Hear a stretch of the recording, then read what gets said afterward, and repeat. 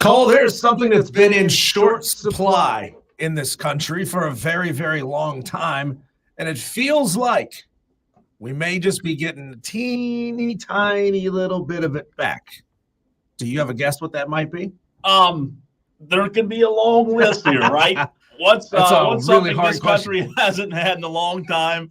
But I'm not going to guess because I looked at the rundown. It's very easy. Yes. The answer is common sense. We need more of that. Common sense. We achieved a victory for common sense when it comes to protecting women in sports. Now, this is not the newest story, but it is a story that you and I have not yet covered here on Wire to Wire on the Fan Upstate. By the way, you Tolos can come join us tomorrow.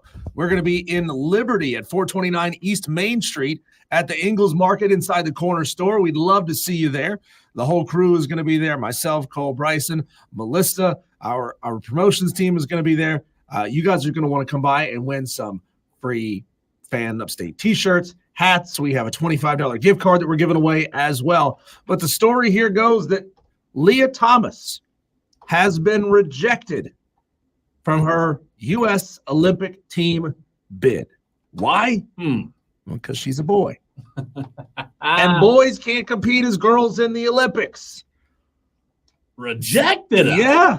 Just a big fat. It seems very, very common sense. And who would have thought? Who would have thought this level of common sense would come from the IOC? Well, it doesn't technically come from the IOC. It comes from a division of competition governance, specifically swimming. So, well, the IOC really didn't have a whole lot to do with it at all. However, it does affect who can compete in the Olympics. Last month, Leah Thomas, the controversial transgender swimmer, had her hopes of competing at the Olympics dashed after losing a legal battle that would allow her to compete as a woman in Paris. 3 judges on the Court of Arbitration for Sports dismissed Thomas's request for arbitration with the World Aquatics governing body, never heard of them before, stating, quote, the panel concludes that she lacks standing to challenge the policy and the operational requirements in the framework of the present proceeding. Leah Thomas said that competing in the Olympics was a lifetime goal. But unfortunately, rules were established specifically because of what Leah Thomas did in 2022 when, still a student at the University of Pennsylvania, she went out and won the NCAA championship. They came around and said, whoop, no, that's going to be a problem. You know that meme, the GIF of which actor is it? He's like, pointing out something. It was Once Upon a Time in Hollywood. Leonardo DiCaprio. That meme. You know the one I'm talking about. I haven't seen it. Your description's not good. I need a little more. Okay. Say it. I need a little more. Yeah. But they said, oh, that's going to be a problem. That's going to be a problem. Leah Thomas is a boy who's kicking women's asses in the national championships. That's coming our way towards the Olympics because why wouldn't it, right? It's the next level up in competition. I mean, this is America, Jack, and we don't have a national league for swimming the way we have for basketball and football and hockey and baseball. We don't have that. So competing in the Olympics is the next step after being an elite college swimmer. You want to go on to the Olympics. And they saw what Leah Thomas did in college, going from essentially a middle-of-the-pack male swimmer to being the best female swimmer. Is there a timeline of when she switched her gender? Because I think there's some sort of rule that really looks at if a male has been through puberty, right? It doesn't allow. So that is exactly the rule. Okay. So World Aquatics banned trans women who have been through male puberty from competing in women's races. What they did do, Cole, and this is something we have all been screaming from the tops of the mountains, they created a special division. Yes. For people who are in this category, for people who, like Leah Thomas, would be eligible to go compete in what's called the open category, which is something we've all said, right? Mm-hmm. Like, you were born a male, you went through all of the puberty and the hormones that you receive by going through male puberty. You can't undo that. Like, you can tamp it down a little bit. You can, for lack of a better word, retard it a little bit, but you can't completely eliminate. I mean, like, if you're 6'5", and I'm not talking specifically about Leah Thomas because I don't know how tall she is. If you're 6'5", 200 pounds, it may drop you from 6'5", 200 to like 170 because you don't have testosterone in your system. You're not building muscle the same way, but you're still going to be 6'5". There's no undoing that part of it. I guess my question, well, I have a few questions, but my first question would be, are we to the point now where there's enough competitors in the open category for this to be an actual thing? You know what I mean? It would appear. Evidently so, right? Either that's that what we or, are in this world. Either that or, they saw what was going to happen. They saw the writing on the wall, and they said, okay, well, we don't have a ton of people beating down the door to do this. We don't have a ton of trans men, trans women. I don't really know what the correct terminology here is.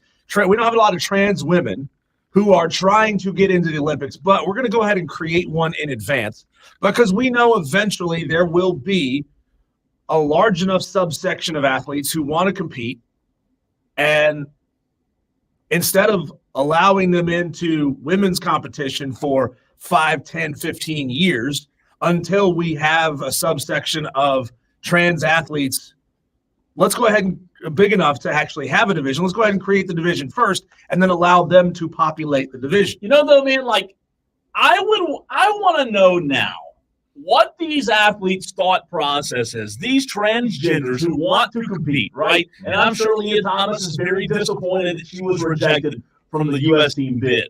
I want to know their thought process of the potential of them competing against, I don't know, who they actually are, the men, right? I hear you. Well, they wouldn't be competing against that because Leah Thomas, I think his name was Ian before he transitioned, was a middle of the road NCAA swimmer. Was in no way, shape, or form going to come close to qualifying for nationals or even especially the Olympics. So what you're saying is he had to become a woman to compete or even have a chance. I'm not putting words in your mouth, but I'm saying the way it sounds to me is he had no business being in the Olympics as a competitive swimmer when he was a man. Correct. Now that he's a woman, again, not putting words in anyone's mouth. Yeah, exactly. He is kicking those butterflies and he's rocking and rolling whatever the swim moves you do. I just think it's ridiculous, man. Like, you know, am I okay with them having their own league? Sure. I'm glad that, to your point, common sense won in this case. But at the same time, my first thought is, hey, Leah or Ian or whatever your name is, you wouldn't even be competing. So don't be upset if you aren't able to compete now. You wouldn't even be here in the first place if you didn't change your natural gender. And I want to dispel the myth. And I'm not saying, this is my own common sense, right? This is not based on conversations. This is not based on research. This is my own common sense here. I don't believe that there are hundreds of middle-of-the-road, crappy male athletes who say, you know what, I'm tired of not winning. I'm going to go through all of this hormone replacement therapy and all the things that I have to do, which is years of work, right? Sure. Just so that I can go win competitions. I genuinely don't believe that is happening.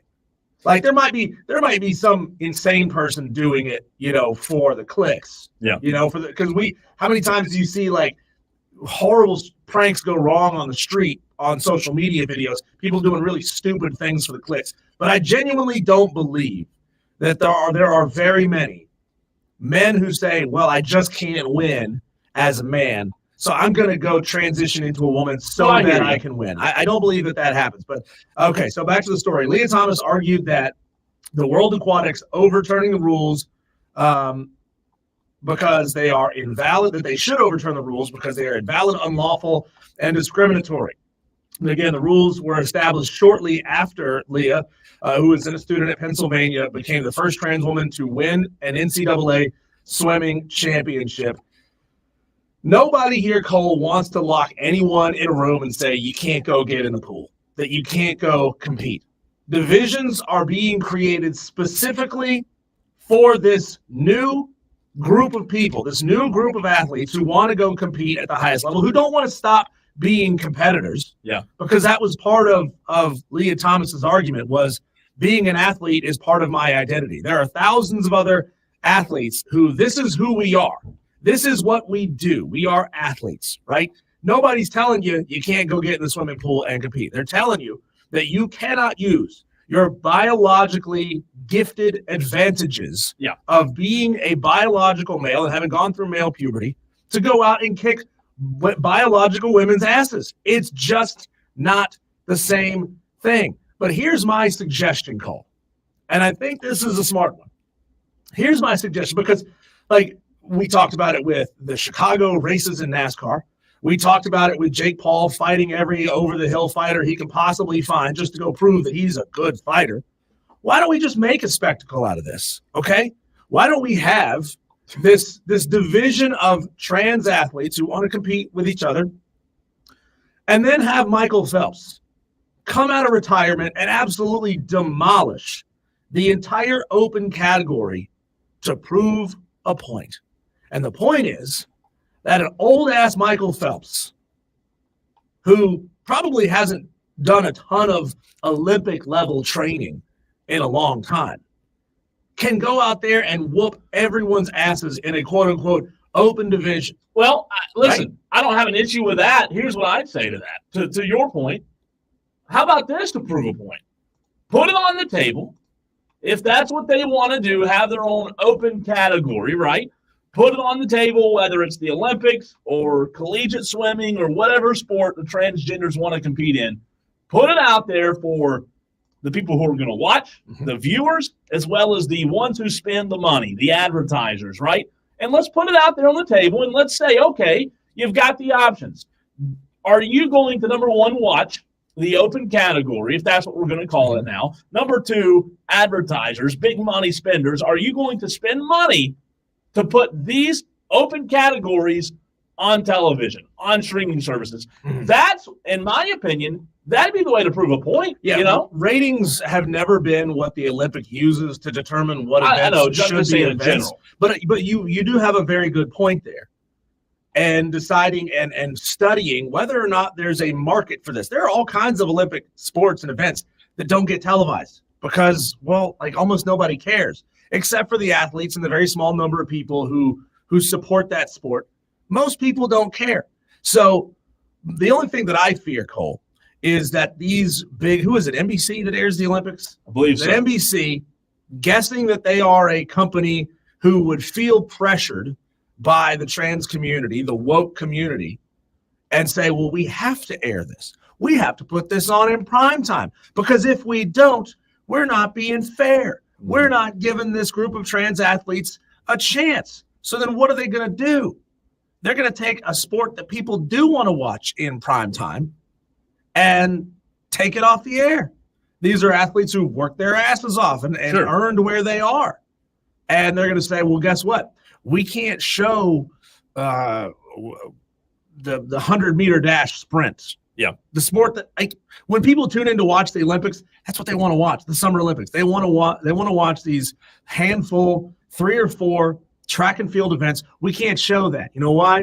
Because we got to do lip service to the trans community. We got to give them prime time real estate. It's not good enough just to put it on the air at like 2 a.m. We gotta give them prime time, or else they're gonna come after us. No, that's pitiful. And that's these In networks my are opinion, scared. Cole's opinion. Yeah, these networks are scared. Where's Ryan Lochte? That guy was a complete moron. I don't know if you remember him, Cole. I do. He was a moron who disgraced himself and his country in Rio, but he is a 12-time Olympic medalist. Like, make him the Jake Paul of swimming, right? Put him out there and have him whoop all these dudes' asses in the open category to prove once and for all that there is a biological advantage in athletics of being a male, even if you're 36, even if you're over the hill.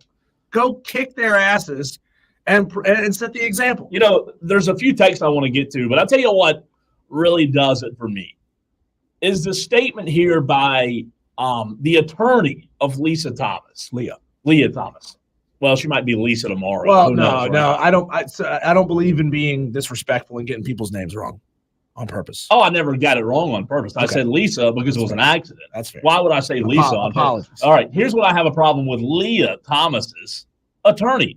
Blanket bans preventing trans women from competing are discriminatory and deprive us of valuable athletic opportunities that are central to our identities. What identity?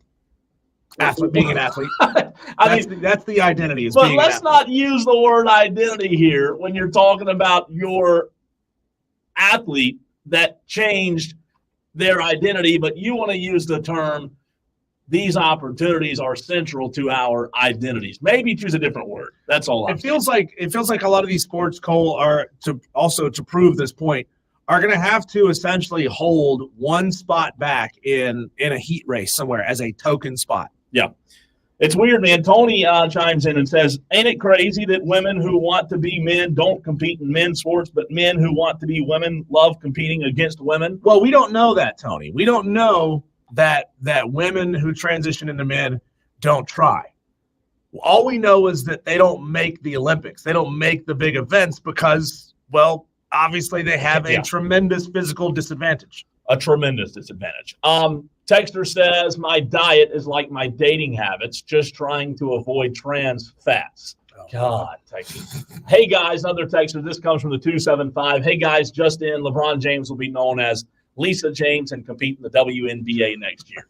Texters, you guys are off the hinges. Do you realize that LeBron James could go out there like 60 in the WNBA and still drop like 50 points a night?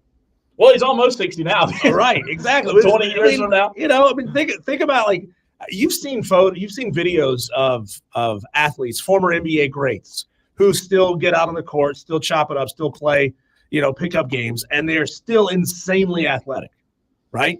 Yeah. I mean, just imagine, and these guys are in their 50s and 60s. Just imagine LeBron James at like 65 years old going out there competing against 21-year-old girls in the WNBA and just dropping 50 a night. He'd still be able to dunk. We know this. His knees might not be able to handle it for a while, but might not be able to get back up. Right. It's fascinating though.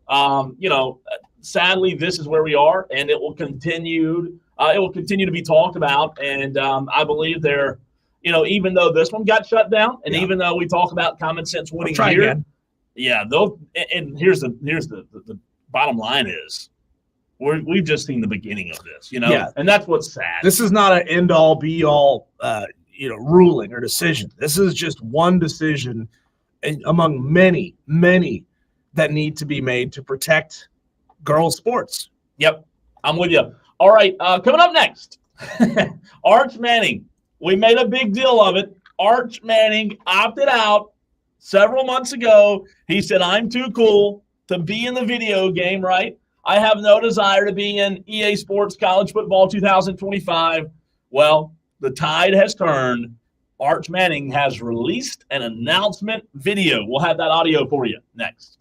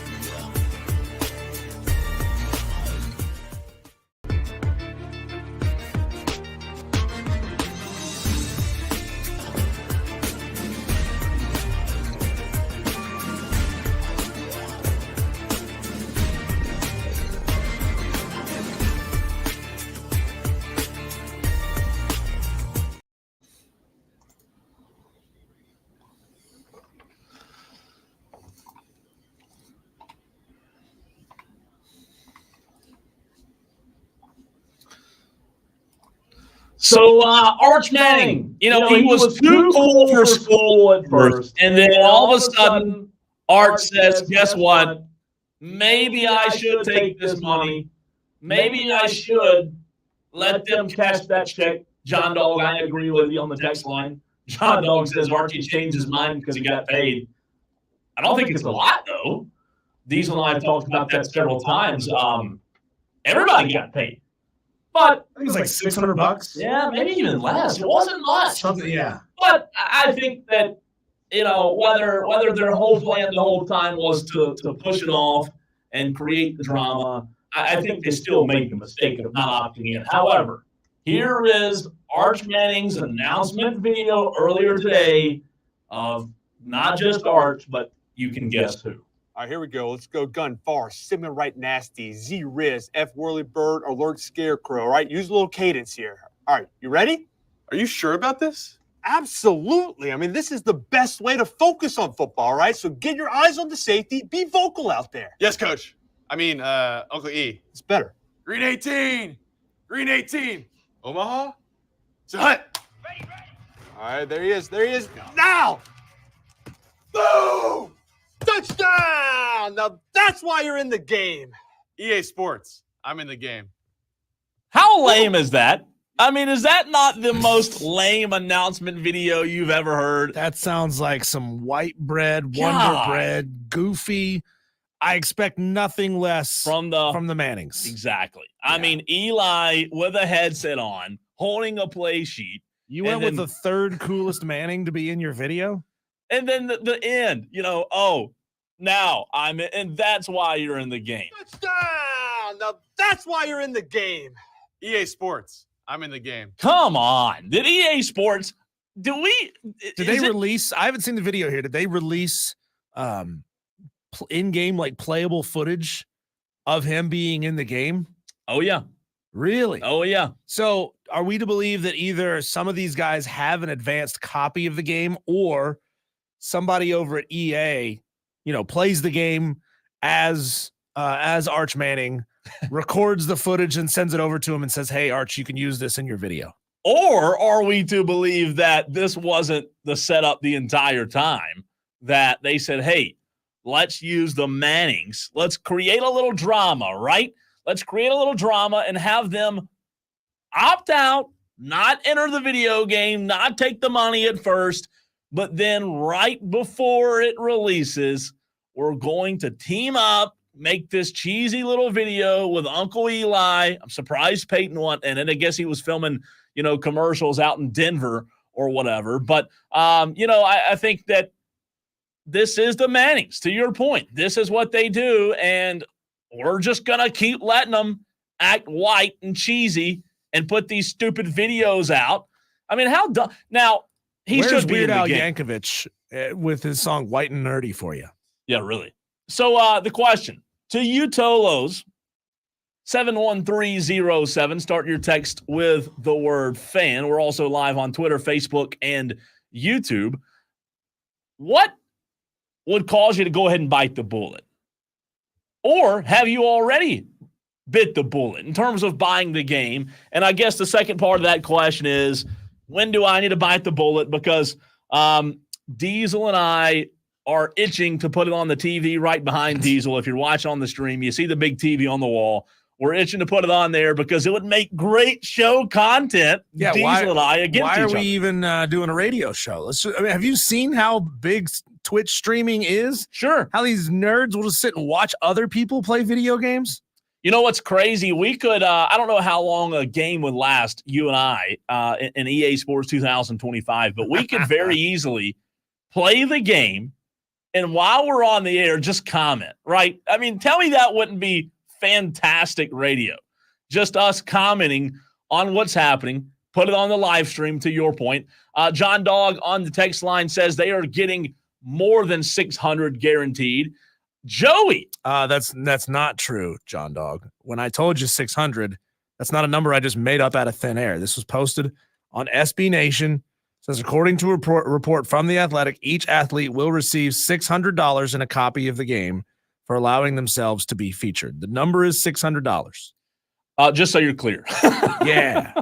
So step off, Diesel. Yeah, John Dog. I didn't just make that up. Joey says he already bought the MVP bundle of Madden 25 college football for the Xbox series. Joey, if you don't mind, if you don't want to tell us, keep it personal, that's fine. But how much is the MVP bundle? And I don't even know what that is, a bundle of both games. Oh, okay. He did say Madden 25. So you get Madden and Madden 25 and EA Sports 25. I wonder, Cole, if at any point, knowing that real-time data will be going into these games, at any point could teams and players start using the game as a way to scout the other team? 100%. 100%. I mean, it happens in the NFL. Yeah. If these numbers are being put in accurately, if using the computer simulation side, not playable, like somebody playing that team. But couldn't they analyze the percentage of time this happens or that happens or what they do in these certain reads and looks and use that as show prep? And in that sense, Kyler Murray will have been playing 4D chess this whole time, right? Yeah, we'll be the dumb ones. Video games are his game day prep. That's what he was doing the whole time. Right. But he was just ahead of the curve. There was a, I believe it was Tyreek Hill, man. There was an NFL player not long ago who came out and talked about this, about using Madden to scout tendencies. Obviously, the ratings, to your point, they're based on real life. But there is, if you polled every coach in the NFL, I'm sure that half of them would say, no, you can't use Madden to scout. But then again, in the new age, like, are you to believe that Mike McDaniel and other young coaches, Sean McVay, wouldn't use it? I think they absolutely would. John Dog says, okay, and money has never been under the table either. John Dog, I can't tell you that some player is getting extra money I'm just telling you what is officially known, that each player who opts into the game gets $600 and a copy of the game. So the bundle that we were talking about is $150. Joey chimed in and said it's public knowledge. I guess it's already available to purchase. I didn't know the game was already out. Honestly, I thought it would be more. I thought it would be more. Yeah, I mean, that's not think about it. $150 for both games. I don't guess that's terrible. How much? Like, I know they're available now because there was a huge push. Immediately, everybody wanted one, and it was during the chip shortage, and you couldn't get a PS5. But how much does a PS5 cost? And that's what we were talking about a few months ago, because remember, I don't have one. I don't even own a console. So if I get the game, I have to buy the console. I'm seeing them for about $500. So to get this game, you'd be essentially $575 in just to play this game. Like, what is a PS5? Those of you who are gamers, like, what does a PS5 do for you nowadays outside of gaming? Like, I mean, I think the last console I bought was a PS3. It was my Blu-ray player for the longest time, and it was how I turned my dumb TV into a smart TV. Like, I could use the PlayStation remote to access, Netflix and things like that on my PS3, but I don't use it for that anymore because I've got a Roku TV and all that stuff's built in. Yeah. So that functionality, that side of a PlayStation is now lost in me. I don't use it for that anymore. So what is a PS5 good for outside of just gaming now? Oh, I don't think there's any purpose of it outside of gaming. I really don't. Oh. I mean, I know what you're talking about. You would use the PS5 as a DVD player and stuff like that, but no, I don't know that there's, again, you can't even buy DVDs anymore. No, I saw the news the other day that Best Buy has completely removed physical media like movies from their shelves. They don't sell it at all anymore. Madcraft says, but I don't think the numbers are too accurate. They had Cade at a 95, didn't they? Well, listen, if Cade was a 95. Remember, Madcraft, those are initial ratings, and they are going to adjust those as the season goes along. So if Cade sucks, but for the first 5 weeks of the game, that rating ain't going to stay at 95. I hear you, but what did we see last year that made us think, Cade's a 95? I mean, is his last name Vic? I don't think so. I believe there's, especially because they put Colorado inside the top 15 or something, and then they left Tennessee and Missouri out of the top 25, which is just absurd. I don't really know a whole lot about what Tennessee's got coming back this year, but I know Missouri is absolutely stacked. Number 6 in the country in the preseason polls, not in EA's top 25. make it make sense. But Colorado is there because they want people to tune in. They want people to log in and play the game as Colorado. So Missouri's 6 in real life, but not top 25 in Correct. EA. Wow. That's Correct. Hayden on the stream says Xbox is better. I'm going to turn the Gamecocks into a dynasty with Lenora South. Hey, all the things you can do on Xbox. Hayden, what does a Gamecock fan do when they win a national championship? They turn off the PlayStation and go to bed. Only the things you can do. Hayden. Let's see. Texter says it's not out yet. Releases July 25th, I believe. Get an Xbox Series A, about $400, says a texter. Mm-hmm. Joey says Xbox is his media system. So, okay, what does that mean? So he uses it as his it's the device he uses to run TV, Netflix and TV and possibly YouTube TV and all that stuff. So it replaces like a Roku stick, I guess, right? Exactly. I didn't know. See, that tells you how much I have in a gaming system. The TV that I had to use that on was not a smart TV. It was a flat screen, but it was not a smart TV. Correct. So that's what I had to use it for. I don't even think they make TVs that aren't smart TVs anymore, do they? Like, can you buy a TV that's not a smart TV? You probably can, but it's going to be real cheap and not very good. I don't think you can, man. I don't think you can. Bob says Cole Bryson seems like a cool guy. Yeah, that Bob. Is that really Bob? I doubt. Bob. That's probably a troll. Probably one of our trolls. He's not trolling. He's saying nice things about you. I know, but you never know. Have you been hurt that many times? Nobody really thinks I'm a cool guy, so everybody knows that that's not true, right? Wow, that is the most self-hating thing I've ever heard, Cole. All right, so that's so cruel to yourself. If I bite the bullet, I'm going to be looking at 400 plus 150 if I want to be able to play both EA 25 and Madden 25. So you're looking at, well, again, does it come with remotes, headsets, and all that stuff? 650 minimum. I think we talked about this a few months ago. I'm looking at 650 to 750 minimum. Not me. That's what I'm saying. Do I love it that much? I'm not doing it, guys. I'm not doing it. And this hurts me. You don't realize how much this hurts me. Like maybe it's a part of growing up, getting older, not having played video games, not being a gamer for quite a while. Like, well, there's nothing interests me about dropping, $500 to $600 on a console and a video game. If you're a gamer, what, $75 on the game's 100% worth it. You already have the console. But for people, here's where the conversation turns interesting. For people like me who don't game, who would have to buy the console, is it worth the money? Because I'm not going to play other games most likely. I don't play Call of Duty or... You'd be dropping $600 potentially for one game. That's what I'm saying. Wow. That's what I'm saying. It better be worth it, right? Better be worth it. And you know what? It may be. Because with the minimal amount that you say you're going to play and the minimal amount that I know that I play, like by the time I get my second or possibly third game max, they're already moving on to the PS6. It's obsolete at that point. If you got it, how many times a week? You can either say times a week or hours per week. How much do you think you would play EA 25? Ooh. After the show, 0. Before the show, too much, and we wouldn't be able to show prep at all because I would be playing the game all the way up until like 1 o'clock when it's time to leave the house and come here. See, I think I would have to start prepping. I think my struggle would be at night. I think at nights when I would be. I've got friends who make a lot of money and they stay up till like 3, 4 in the morning playing video games with their buddies. Yeah. Again, no judgment here. If that's your deal, go for it, man. I don't play anymore. But I don't think there's anything wrong with it as long as you're not. I mean, now again, excessive 8 hours a day might be a little much, right? I mean, that might be a little much. Texter says, then you pay for subscriptions and extra bonuses, well over $1,500. Subscription? What kind of subscription do you have to have to play a game? You got to have an online subscription to be able to play online. Like that's not free anymore.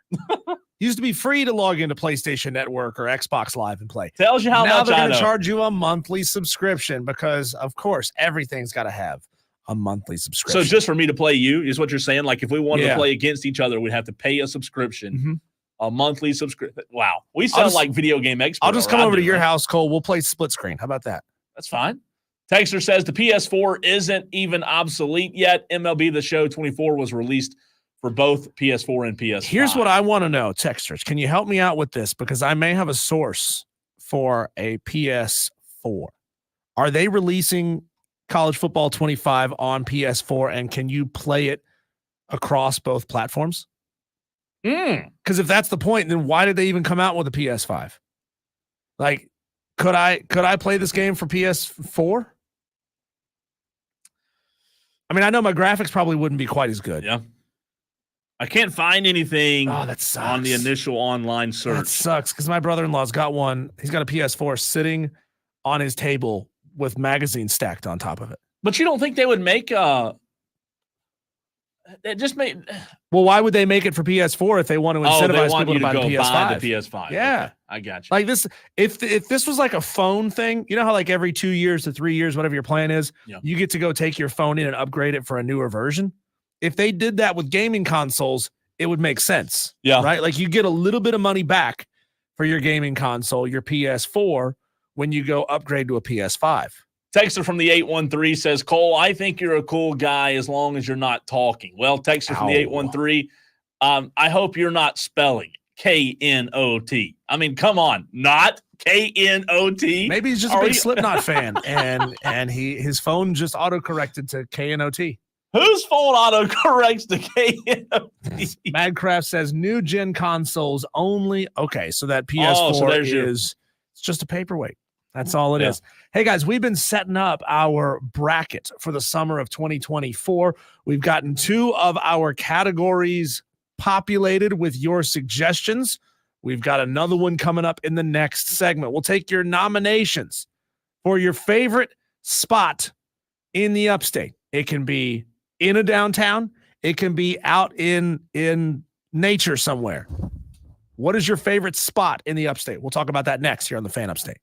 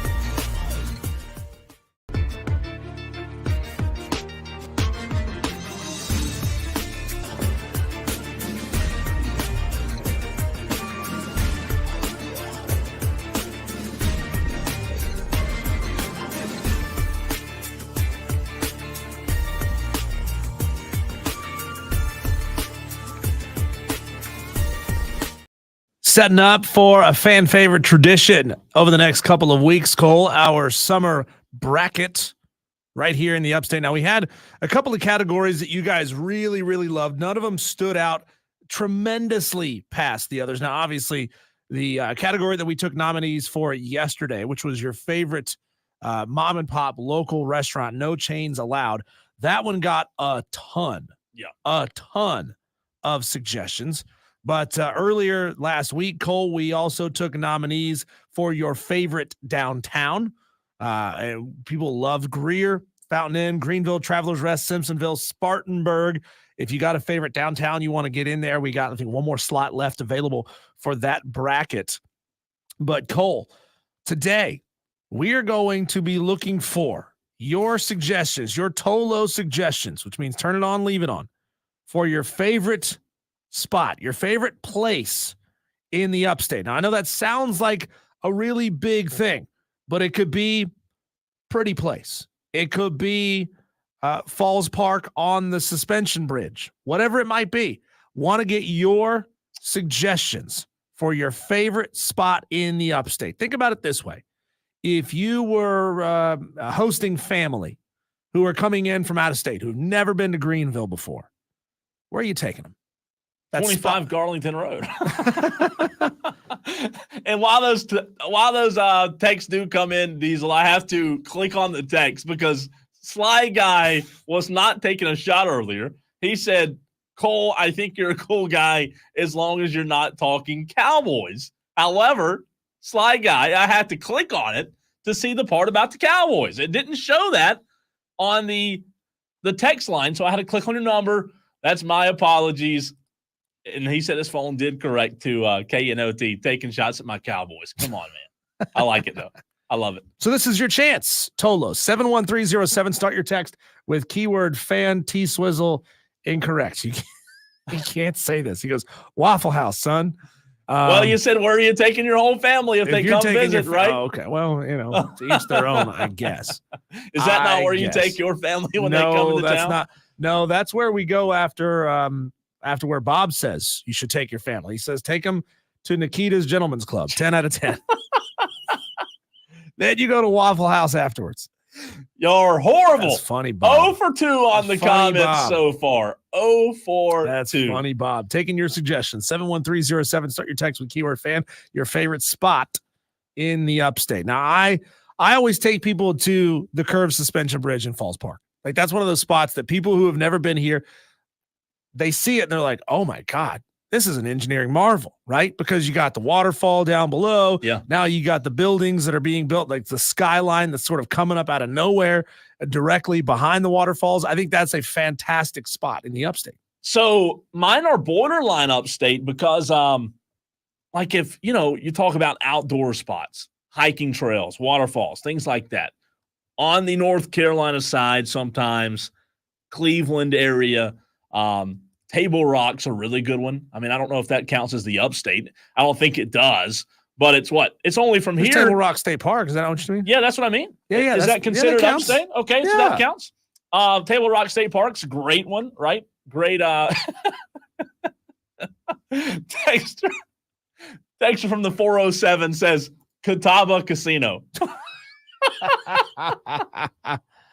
God, I can't even get my thoughts without laughing with these texts coming in. The Catawba Casino. That's your favorite spot? Is that where you take your family when they come into town? What's the name of that place? You see it on the TV. See it on TV and Facebook all the time. It's like a chapel. It's like Pretty Place. Pretty Place. There you go. Yeah, that's not far from here either. I believe that is in Cleveland. If I'm not mistaken, Chinmay Rock was what I meant to say. T-Swizzle, but I think I said Table Rock. So my apologies there. I agree with you. Chinmay Rock's great. Green River, I know that's technically North Carolina, but these are all spots that you can be at, from right here in less than an hour. It don't take long to get to Chinmay Rock or the Green River, Table Rock. What was the one you said? The place where you look out? Pretty Place. Not Pretty Place, but the bridge. The Bald Rock. Bald Rock. Yeah. Yeah. Bald Rock's cool. I don't think I said Bald Rock out loud. We did have a texter and say Bald Rock. So gotcha. Somehow we all ended up at the exact same place at the exact same time. How about Bald Rock's a good spot. Swamp Rabbit Trail. Yes, I forget about that one a lot because I'm not a Greenville guy, right? I live in Spartanburg. But Greenville, especially northern Greenville, does have I'm gonna text her. better I know you're places. kidding, but I'm gonna put Catawba Casino anyway. I'm gonna write it down. Is he kidding though? Is he? He might not be. Do they have table games at Catawba Casino? So breaking news. Huh? In June, they now have table games with live dealers. This is not a paid ad for Catawba Casino. Really? However, as of June, that's dangerous. the last time I came down old 85 and accidentally got off the exit. I was trying to go towards Spartanburg, but my GPS rerouted me to Catawba Casino. And then when I got there, I had to go use the restroom, right? So I went in, and that's when I saw the table games. That's when I saw them. So it is a lot.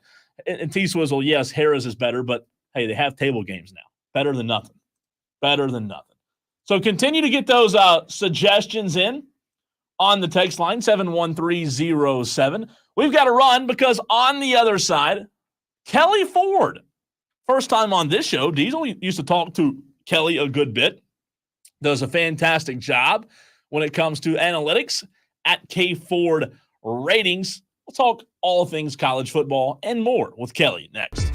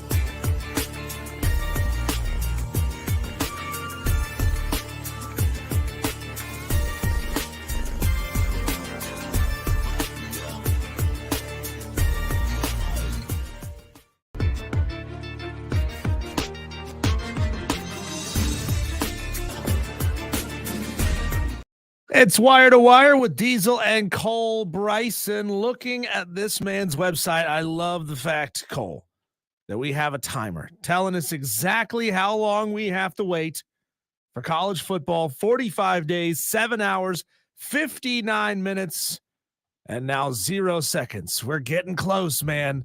We're I need timers in my football. life. We need more of that. Coming on the show with us now, first time on Wire to Wire with Diesel and Cole Bryson. He's at K Ford Ratings on Twitter. Analytics guru Kelly Ford joins us on Wire to Wire. And I'm going to go straight to the Tolos who knew you were coming on, Kelly. They had questions ready for you. Madcraft wants to know, what do Kelly Ford's ratings say about the most plausible ACC champion, and what are Miami's realistic expectations? Oh, you guys got it. I appreciate you having me on. So most plausible ACC champion as things stand right now, my numbers lean towards Florida State. I'm projecting 6 regular season wins in conference on average for Florida State. That's the exact same as Clemson, followed by Louisville, and then you get the Hurricanes, 5.4. So about a half game less projected wins in conference play for Miami than for Florida State and Clemson. Florida State is my highest power-rated team in the ACC at number 10 in the preseason version 2 numbers. Clemson's number 14. I've got Miami at number 17. I have 9-3 as the most likely record for the Hurricanes, a 29% chance to win 10 or more regular season games. So if you're asking for the most realistic expectation, I say anywhere between 8 and 10 wins. And if you want to make the playoff, I think you've got to get to at least 10, at least as an at-large. Of course, if you win the ACC, you've got the automatic berth. But to get to an at-large consideration, I think Miami fans should be hoping for 10 regular season wins. Hey, Kelly, this is Cole. For me, as well as any new listeners we have on this show, Wire to Wire, can you go into a little bit of a refresher on what makes these K Ford ratings? Yeah, absolutely, Cole. And I'm excited to be here with you guys today for the first time. So what goes into my numbers in the preseason, which of course is where we are now, there's 3 main inputs, and that's your returning production. So how much of last year's team are you bringing back? I do incorporate transfers into that, and I have scalars or modifiers, if you will, to account for the varying levels of competition faced for transfers. We know that production at the Power 5 or now Power 4 level is not equal to production at the Group of 5 level, is not equal to production at the FCS level. So we try to use modifiers to scale that production to make an estimate for how much we can expect for the student athlete at their new school. So that's the biggest input, returning production. Also, what's your recent K Ford rating history as a program? What was your power rating last year in 2023? How about 2022, 2021? And then finally, how well have you recruited in the recent year? So what's your high school recruiting look like this year, last year, 2 years ago? And guys, I've spent time this summer really tweaking the weights of those inputs because, as we all know, the way that rosters are constructed in college football in 2024 is much different than the way rosters were constructed 2, 3, 5, certainly more 10 years ago, right? So it used to be that you'd lose players to the NFL draft or to graduation and you'd replace them with high school talent. Well, now with the transfer portal, you can turn over a roster in 1 year. So your returning production probably matters a little bit more. Not probably, it does matter more now than it did recently, whereas your recent K Ford ratings, your high school recruiting, that matters a little bit less. It's still informative. It still has predictive power, but it matters a little bit less. Once we get going into the season, I phase out the preseason component and it gets replaced, of course, with a much more informative in-season data. And that's when we really know exactly what these teams are. Kelly Ford joining us here on Wire to Wire with Diesel and Cole Bryson. Kelly, the more things change, the more they stay the same. I see that the checks coming out of Austin, Texas are still clearing. You got them number 4 on your preseason rankings. Your projections are really high on Texas, as they should be. Texas, very, very good football team, projected to be that way. But they're also just as down on Oklahoma, projecting just 4 conference wins as the most likely scenario for them. Why is Oklahoma in such a bad spot in your preseason ratings? So, yeah, you're absolutely right. I am right now projecting 4-4 as the most likely record for Oklahoma in SEC play.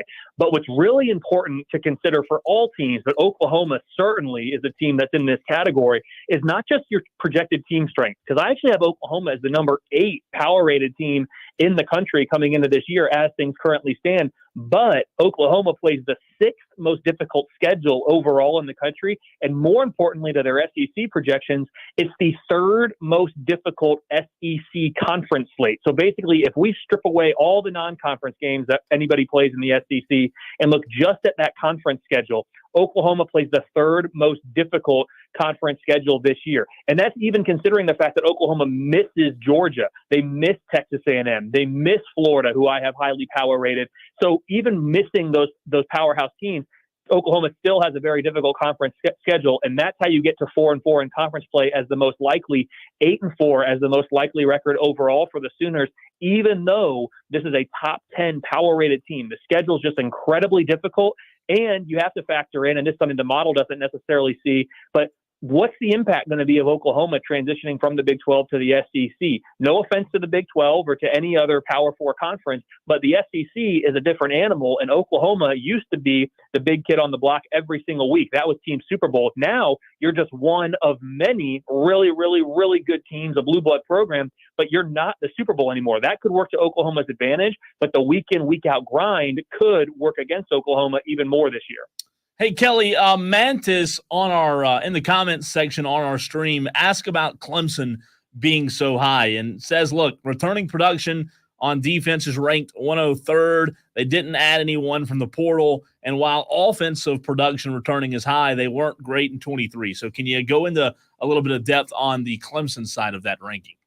Yeah, for sure. So for Clemson, as I pull them up here, they're number 14 in the preseason for me. I have them number 20 on the offensive side. You talk about a lot of the returning production on the offensive side of the ball, and we'll see if Dabo is able to adjust here and make things work. That number 20, that would be the highest that Clemson has been projected on the offensive side since the 2020 season. On defense, I'm projecting number 13. And yes, they're not bringing back as much on the defensive side as on the offensive side.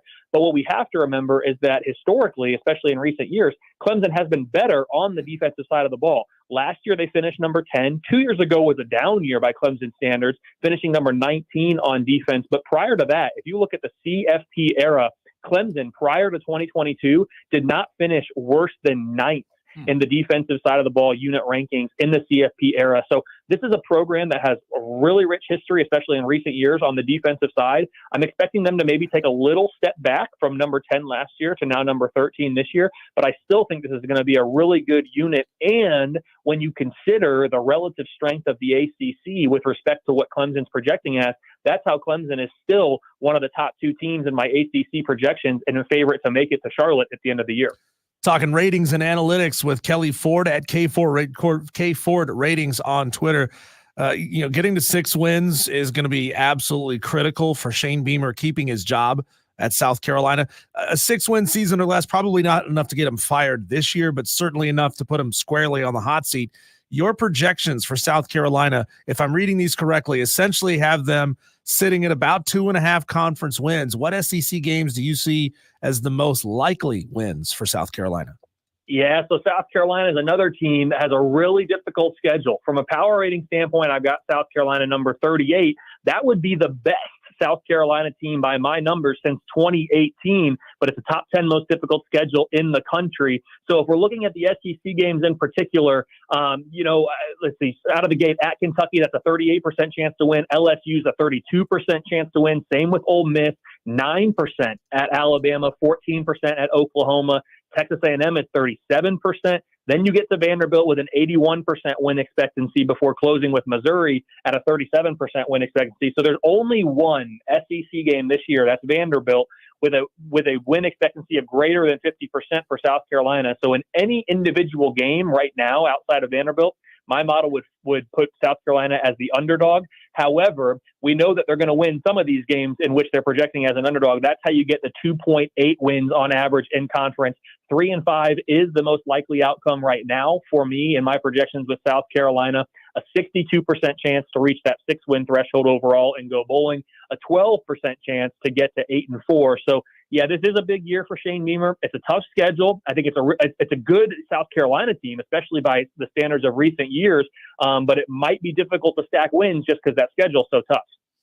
Kelly, I'm intrigued on the projected SEC standings, really the top 3 with Georgia, Texas, and Alabama. I mean, I see on your website that you have Georgia at 6.5. Texas at 6.4, and Alabama at 5.5. How much, I guess, I know those numbers aren't far off, but how much could those three, in your opinion, change the first few weeks of the season? Yeah, those right now are the three teams projecting to have the highest conference win total for me. And Texas is the one that kind of stands out there a little bit with regard to how do they get there. All of them are top 5 power-rated teams for me. Georgia number 1, Texas number 4, Alabama number 5. But Georgia and Alabama facing very difficult schedules. Georgia's the number 2 most difficult schedule in the country. Alabama's number 9. Texas is number 19, which is still really tough, but relative to SEC standards, a little bit easier. For Texas, though, they have the weakest SEC conference slate in terms of projected difficulty. There is no SEC team by my numbers that has an easier conference slate than Texas. It's 16 out of 16. There's only one game this year that my numbers make Texas a projected underdog. That's against Georgia in Week 8 when the Bulldogs go to Austin, a 44% chance for Texas to win that game. If you're talking about changes early in the season, Georgia, they got Clemson right off the bat. My numbers give Georgia an 85% chance to win that game. So certainly it's possible that Clemson can win that, but my numbers do make Georgia a pretty heavy favorite. And then for Texas, of course, the Week 2 trip to Michigan, that's going to be a tough one. We're going to learn a lot about both Texas and Michigan in that game. And then for Alabama, they ease into their schedule a little bit more. Maybe a tricky trip to Wisconsin in Week 3, if you want to call it that. But in Week 5, Alabama hosts Georgia. Of course, that's going to be an absolutely massive game, not just in the SEC, but nationally. So certainly by the end of Week 5, we're going to have a very clear understanding of who these teams are and kind of how they stack up. But those are the three teams right now that are projecting to be the favorites, at least in the conference standings by my numbers. You can tell that Kelly Ford is a pro because he didn't miss a beat when Cole and I both chuckled at that 85% chance for Georgia to beat Clemson there in Week 1. I want to bring us back up to the Tigers here. Are there any individual statistical indicators in your preseason production analytics that you feel do a particularly good job at predicting year-over-year on-field improvement at the quarterback position, specifically as it might apply to Cade Klubnik? That's a good question. So not necessarily anything that I can talk about in terms of individual statistics that show the year-over-year growth or improvement. There are, of course, things that we're looking at with regard to the production that a quarterback or any position unit is able to accrue over the course of a year. But really, quarterback is the most important position, in all of team sports, certainly in football. And so having a returning player of the caliber of Cade Klubnik, and I know we can have a debate about what that caliber is. The reality is he was very, very highly sought after coming out of high school. I think most people agree that his ceiling is very, very high. Is he going to be able in the Clemson offense to experience and achieve that high potential? That's the big question. And that's something that we've maybe seen some flashes, but we haven't seen consistently. And so can he achieve that this year in this system for an offense that is bringing back a lot of production? And he's certainly a part of that. So I'm not sure there's necessarily much I can go into on the individual statistics standpoint there, but Cade Klubnik for me, the way I think about Cade Klubnik is he has the potential, and this might be a hot take, and you're part of the country, I'm not sure, but he has the potential to be in the Heisman conversation this year. He plays quarterback, which is almost a prerequisite for the most part. So quarterback who is on a contending Power 4 team, who has very, very high upside, and if you look at the schedule, there's maybe 2 games that you're circling as Clemson will be an underdog in those games. Outside of that, they should be a favorite in each of those. So I think that's the type of player that Cade Klubnik could be. He could be in New York at the end of the year at the Heisman Trophy ceremony, or if he plays poorly,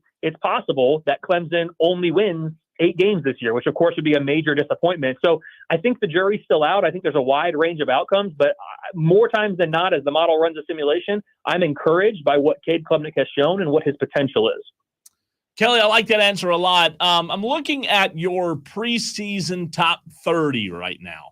In your opinion, Kelly, which, by the way, I think it's pretty darn accurate. I don't have a ton of rebuttal, not a ton of pushback. But in your opinion, who's the team in the top 30 that could very quickly find themselves in the top 4? I know the playoff is expanded this season, but maybe somebody who's not in that top 5, top 10, they could find themselves quickly in the top 4, in your opinion. Yeah, so from a ranking standpoint, I'm looking at Utah and Kansas State and Oklahoma State. Like, I'm looking directly at the Big 12 because one of those teams out of the Big 12, just the way the playoff is structured now, is going to receive a top 4 seed in the CFP this year. I mean, more likely than not, 99.9% sure that's going to be the case. So I'm looking at Utah at number 18, Kansas State at number 19, Oklahoma State at number 24, Arizona's 25, Kansas is 26. Like, all of those teams, somebody from that grouping most likely is going to be the Big 12 champion, and one of those teams is going to be in the top 4. From a power rating standpoint, I don't project any of those teams to climb that high in the power ratings, but in terms of where they're going to be in the CFP picture, those are the teams that stick out to me. If you're looking, outside the top 10, who might be able to make a jump, Michigan's number 12. My model down on Michigan this year. They lost a ton of production from last year's team that, of course, went undefeated and won a national championship. But they're at number 12. They might, if they can piece things together, both with the team and the coaching staff, they might be a team that sneaks up the power ratings here. I'm looking at, let me see if I go down farther down the list. SMU's intriguing at number 27. They're in the ACC now. I'm not suggesting they're going to be, a top 5 or even top 10 power rated team, but they're an interesting team. They're making a transition into the Power 4 conferences. I'm just curious how it's going to go. They have a schedule that sets up pretty nicely for them. As I pull up their team page quickly from a schedule standpoint, it's the third easiest schedule of any Power 4 team. It's number 66 out of 68 in schedule difficulty. So that's a team to watch that might have a really, really good record, even if they're not, a top 5 or 10 power rated team. But those are just some of the teams that catch my eye that are outside the top 10 right now that might make their way up the board, whether that's a power rating or a CFP ranking. If you are a numbers nerd, you got to go find his website, kfordratings.com. Kelly, I see you have some merch for sale on your website as well. There's one that really stands out to me because I am guilty of this, and you don't understand how much this hurts my heart of the instance that I am guilty of this. But you got a T-shirt for sale that says, "Only casuals leave early." Can you tell me what story inspired that shirt on your site? Yeah, so to me, I mean, one of my kind of principles when watching a college football game or at a college football game is you stay till it hits 0. And we had a great example of why you do that last year down in Coral Gables in a Miami game, of why you do not leave a game or turn off a game until the clock hits 0. So for me, that was something that, something I kind of live by when watching college football. It really is not over until it's over, because college football is crazy. Anything can happen. So to me, if you're a casual, and of course, Josh Pate has made that phrase a very, very popular and very well known in the college football space. If you're a casual, sure, you can leave early. But those of us who truly love college football and know that anything can happen are certainly going to be there until you see triple zeros on the clock in the fourth quarter. Well, Kelly, I will tell you that I was at the Miracle on the Mountain game, the App State Furman game, where there was a interception in the end zone, pitch back to a faster player, took it back 97 yards for the game-winning score, and I had to leave that game early. I was not there for that final play, and you have no idea how much that hurts my heart. Oh, it's got to be among the biggest regrets of your life right there. I mean, I don't know, I don't know everything about you, but holy cow, yeah, that's got to be brutal. And again, and I'm not saying that you didn't say you left on your own accord, but you had to leave for whatever reason. This is why we should do everything we can to be staying at these games, because in the event that something crazy happens and you had the opportunity to be there and you made a conscious decision not to, it's going to stick with you forever, as it does for you here. And man, that hurts my heart just to hear. Hey, Kelly, last one from me. T-Swizzle on the stream. This has already got the stream fired up.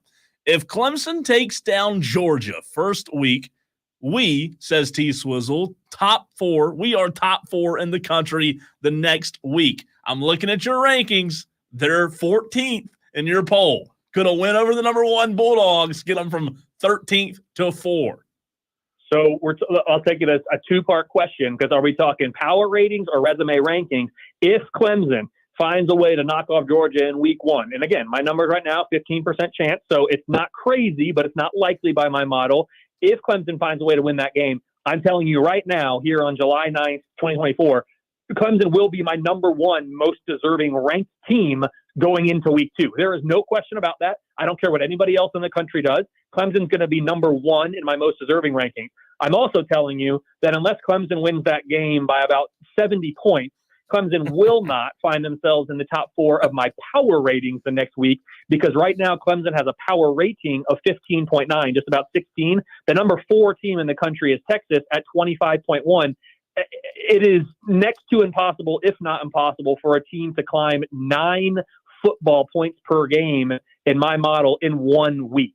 Now, if Clemson follows that up by absolutely demolishing App State, now we're talking, because clearly the model was miscalibrated on Clemson and needs to be adjusted.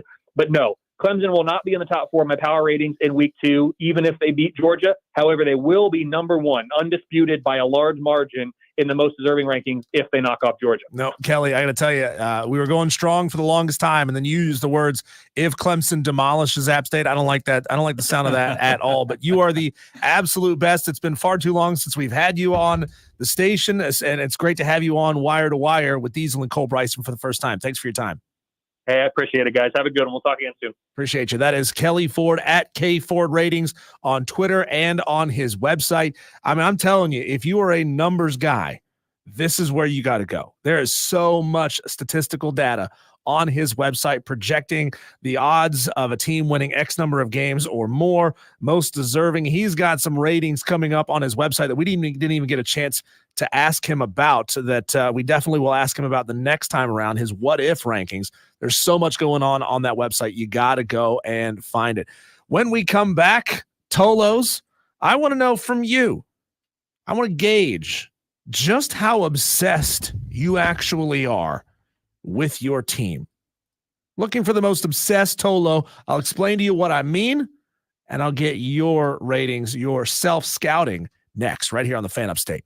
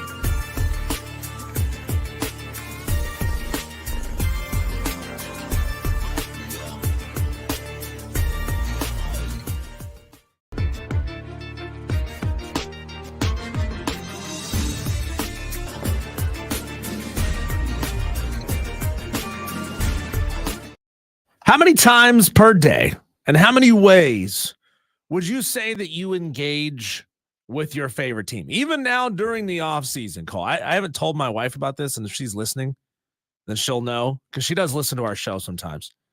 I've already gone back and started watching old games on YouTube. Like that's one of my things. It's one of the things that I do in the off season. Like I'll just have it on in the background. I'm not really watching it. Like I already know the outcome of the game. And before you say, oh, you just go back and watch the games that you won. No, I'll go back and watch, games that we lost, knowing that, it was a really good and entertaining game. But I've already started doing that. I'm not proud of it, but it's just part of who I am. And it's just something that she has to deal with. So I know that you are a lifelong Clemson fan. Mm-hmm. I am an App State fan. JD is a Gamecock fan.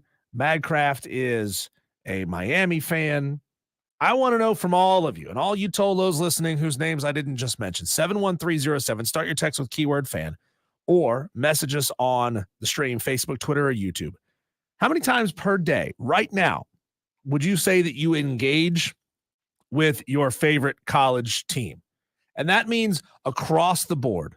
That means waking up and checking Twitter to see if they've posted anything, going to lists that you've created, going to websites, putting on gear, like grabbing that Gamecock t-shirt that you wear.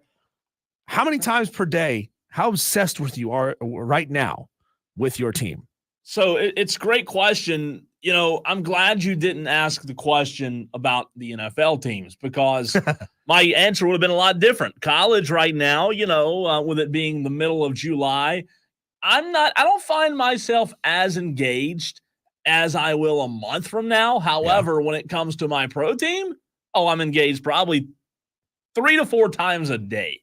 That's it? I would have thought it was more than that. No, I'd say between watching videos. Is there like a Jerry Watch website where you try to find out if Jerry's finally kicked the bucket? If you follow if you follow any Dallas beat writers or reporters, all you have to do is open Twitter, and it's always something. So I'd say, luckily, you asked about college, and I don't feel bad. I don't feel bad at all.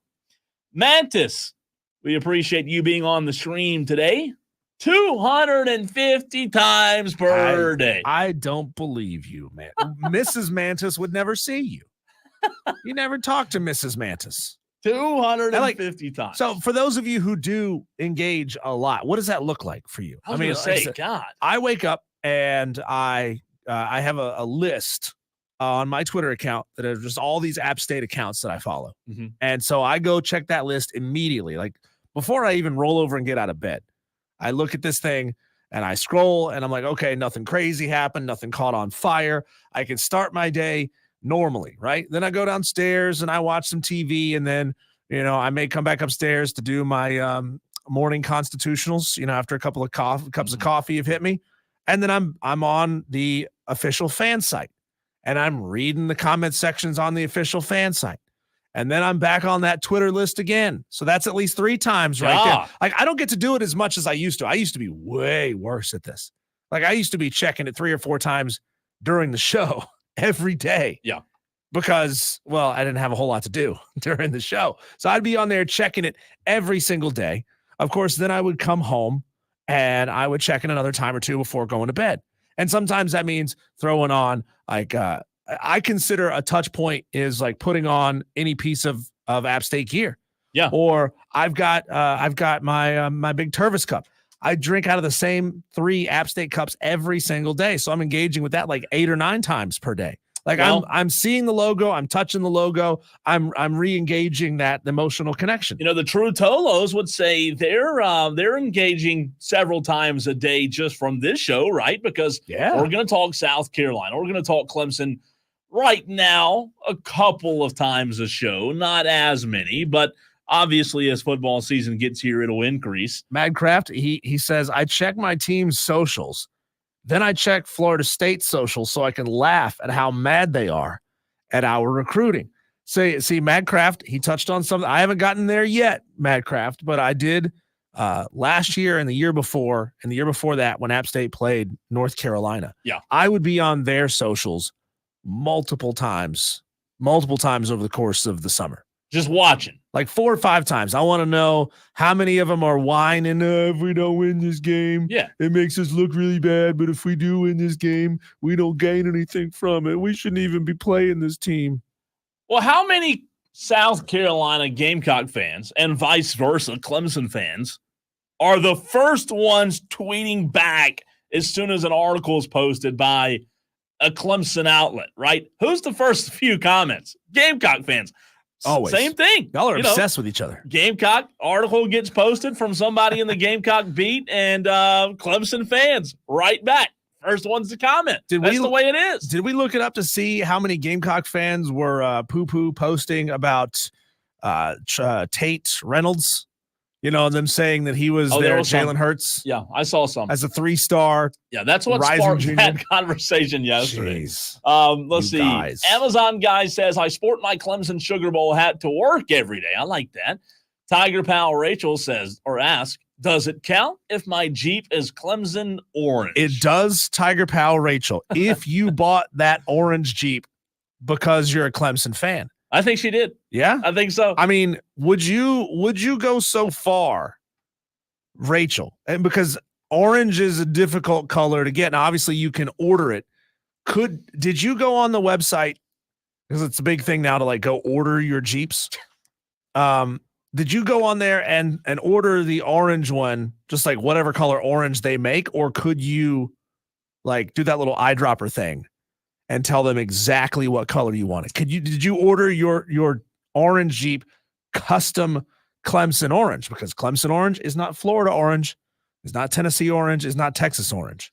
Kevin from Fairplay says, I'm obsessed with the Falcons. I know it's not college, but as a Gamecock fan, not a lot to obsess over. As a Falcons fan, I have recurring nightmares from or about 28-3, as you should. Don't feel bad, Rachel, because I did buy a black Jeep years ago specifically to support my team.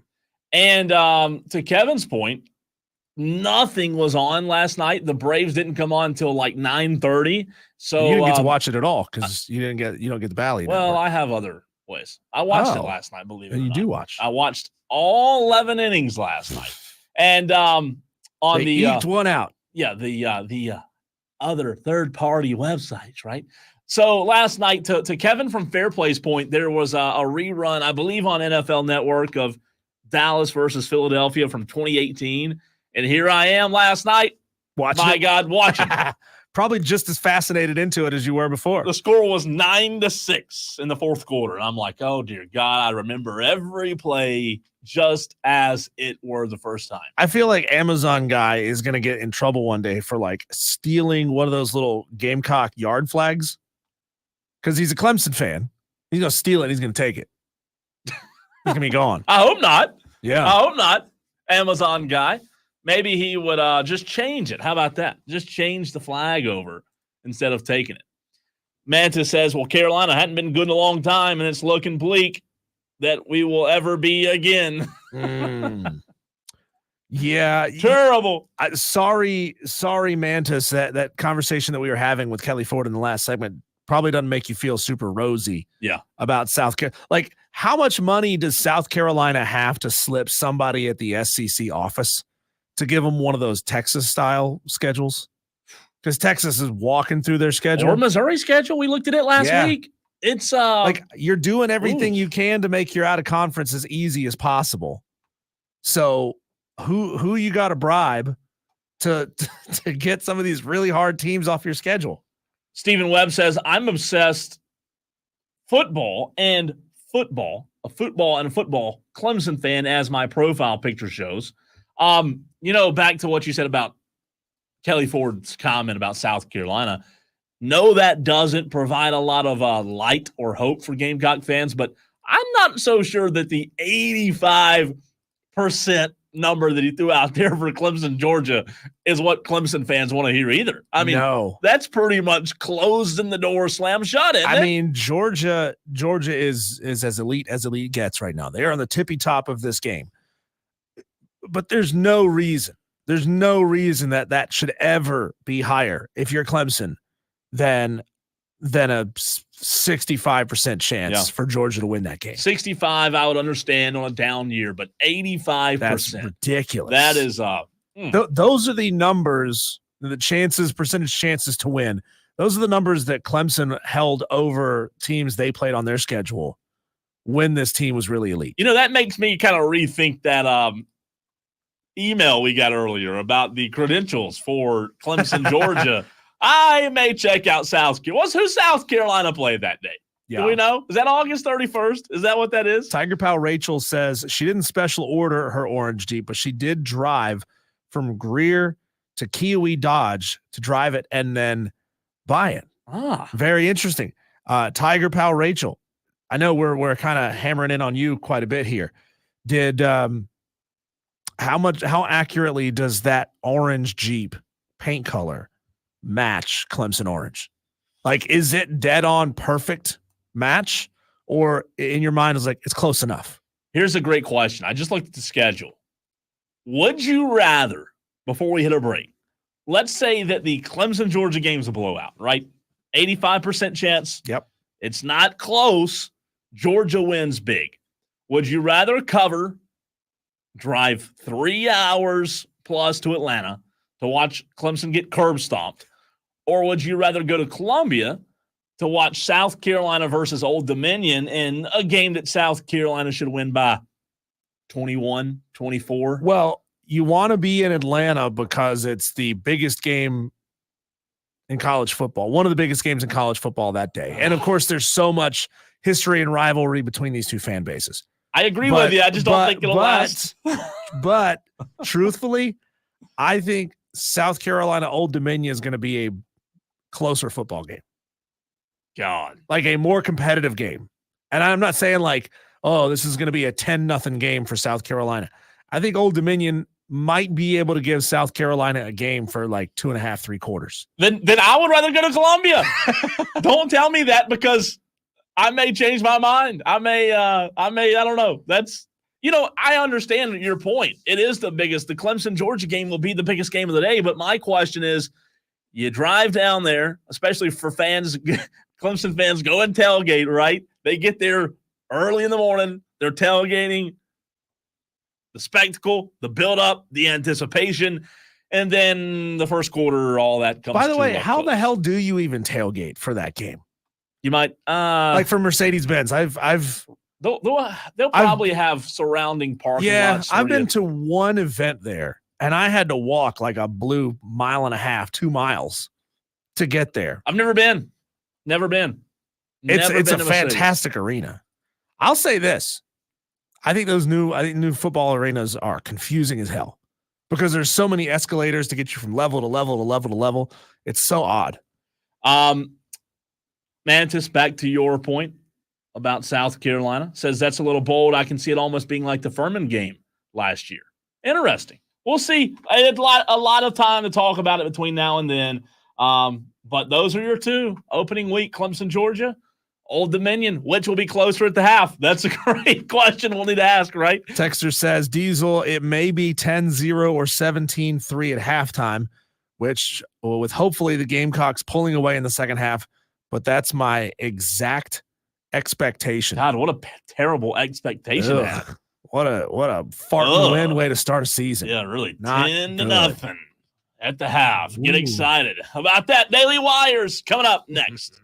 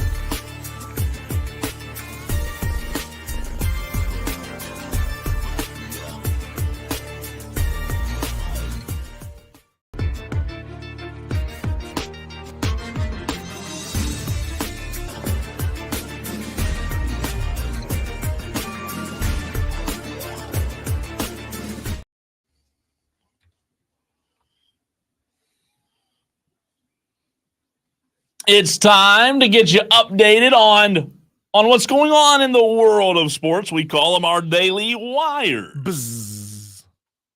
Before I do that, Mantis says, I'm new to the show on YouTube.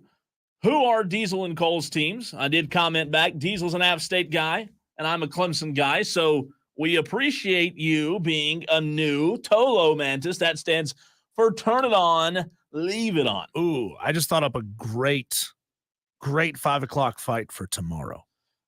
You can suggest a fight by emailing Diesel at thefanupstate. I'm just saying, this just popped into my head.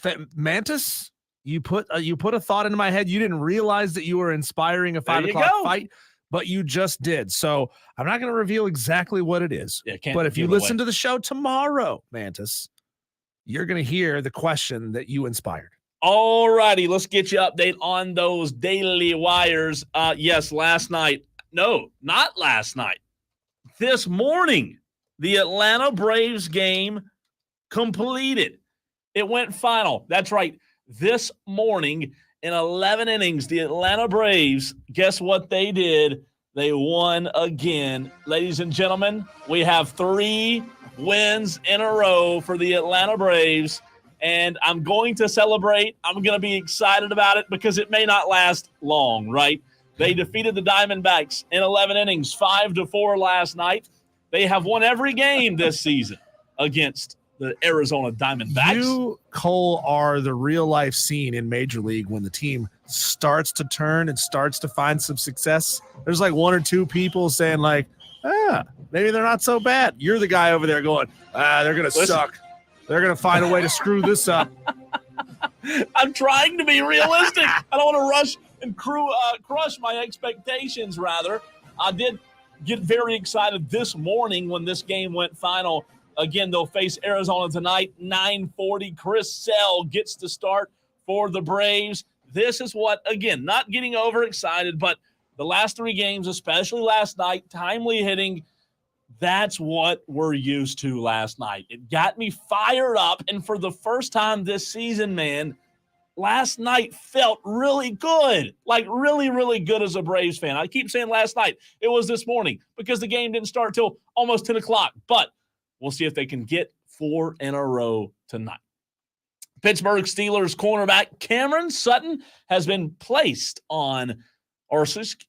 has been suspended for 8 games without pay for violating the NFL's personal conduct policy, the league announced on Monday. I thought you'd like this one, Diesel. Former college football announcer Joe Tessitore, who I thought did a good job, has officially joined the WWE announce team.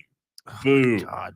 Why would you do that, right? Joe Tessitore, you're dead to me. I mean, come on, Joe. We liked you calling games. And you join a fake sport where they script everything and hand you a script and say, here's what's going to happen. Conspiracy theorists would say that major college football is scripted as well.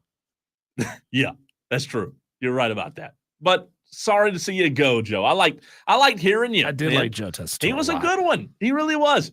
As you heard on the Sports Flash earlier, Dak Prescott cautions Cowboys Nation and says that walking boot that I had on, it's just, it's nothing. It's nothing. Don't even look at it. Don't look at the walking boot. It's precautionary. It's doing great. Nothing's wrong here, because right? people just wear walking boots for fun, right? Well, and for I think fashion. it was a fashion thing that Dak was trying to kind of implement and maybe get Antonio Brown and those guys, Cam Newton might be in a walking boot next time, man. You never know. That's what they do. It's fashion. Has nothing to do with injuries. What are you talking about? Jacksonville Jaguars defensive end. Well, I can't say this name, Josh Allen. He's changing his last name to Hines Allen to pay tribute to the maternal side of his family. He loves his mama. He sure does. His sister, Maisha, plays for the Washington Mystics. Congratulations. You get that one right. I only know because I was literally typing it right now. Okay, that's true. Yeah, we did. I was correcting my spelling error. We did the WNBA challenge yesterday. If you asked me the same ones that we did yesterday, I'd probably get the same ones wrong because it's already in one ear and out the other. So it is now Josh Hines Allen. That is his new name. Livy Dunn announced that she will return to LSU for a fifth season. LSU is coming off of its first national championship. As of November, her NIL valuation is $3.3 million.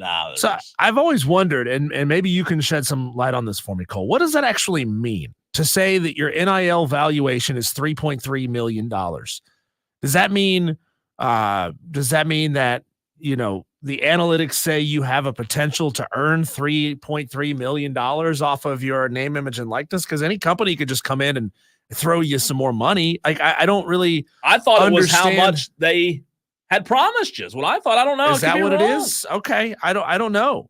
I mean, but shout out to Livy Dunn. I mean, yeah.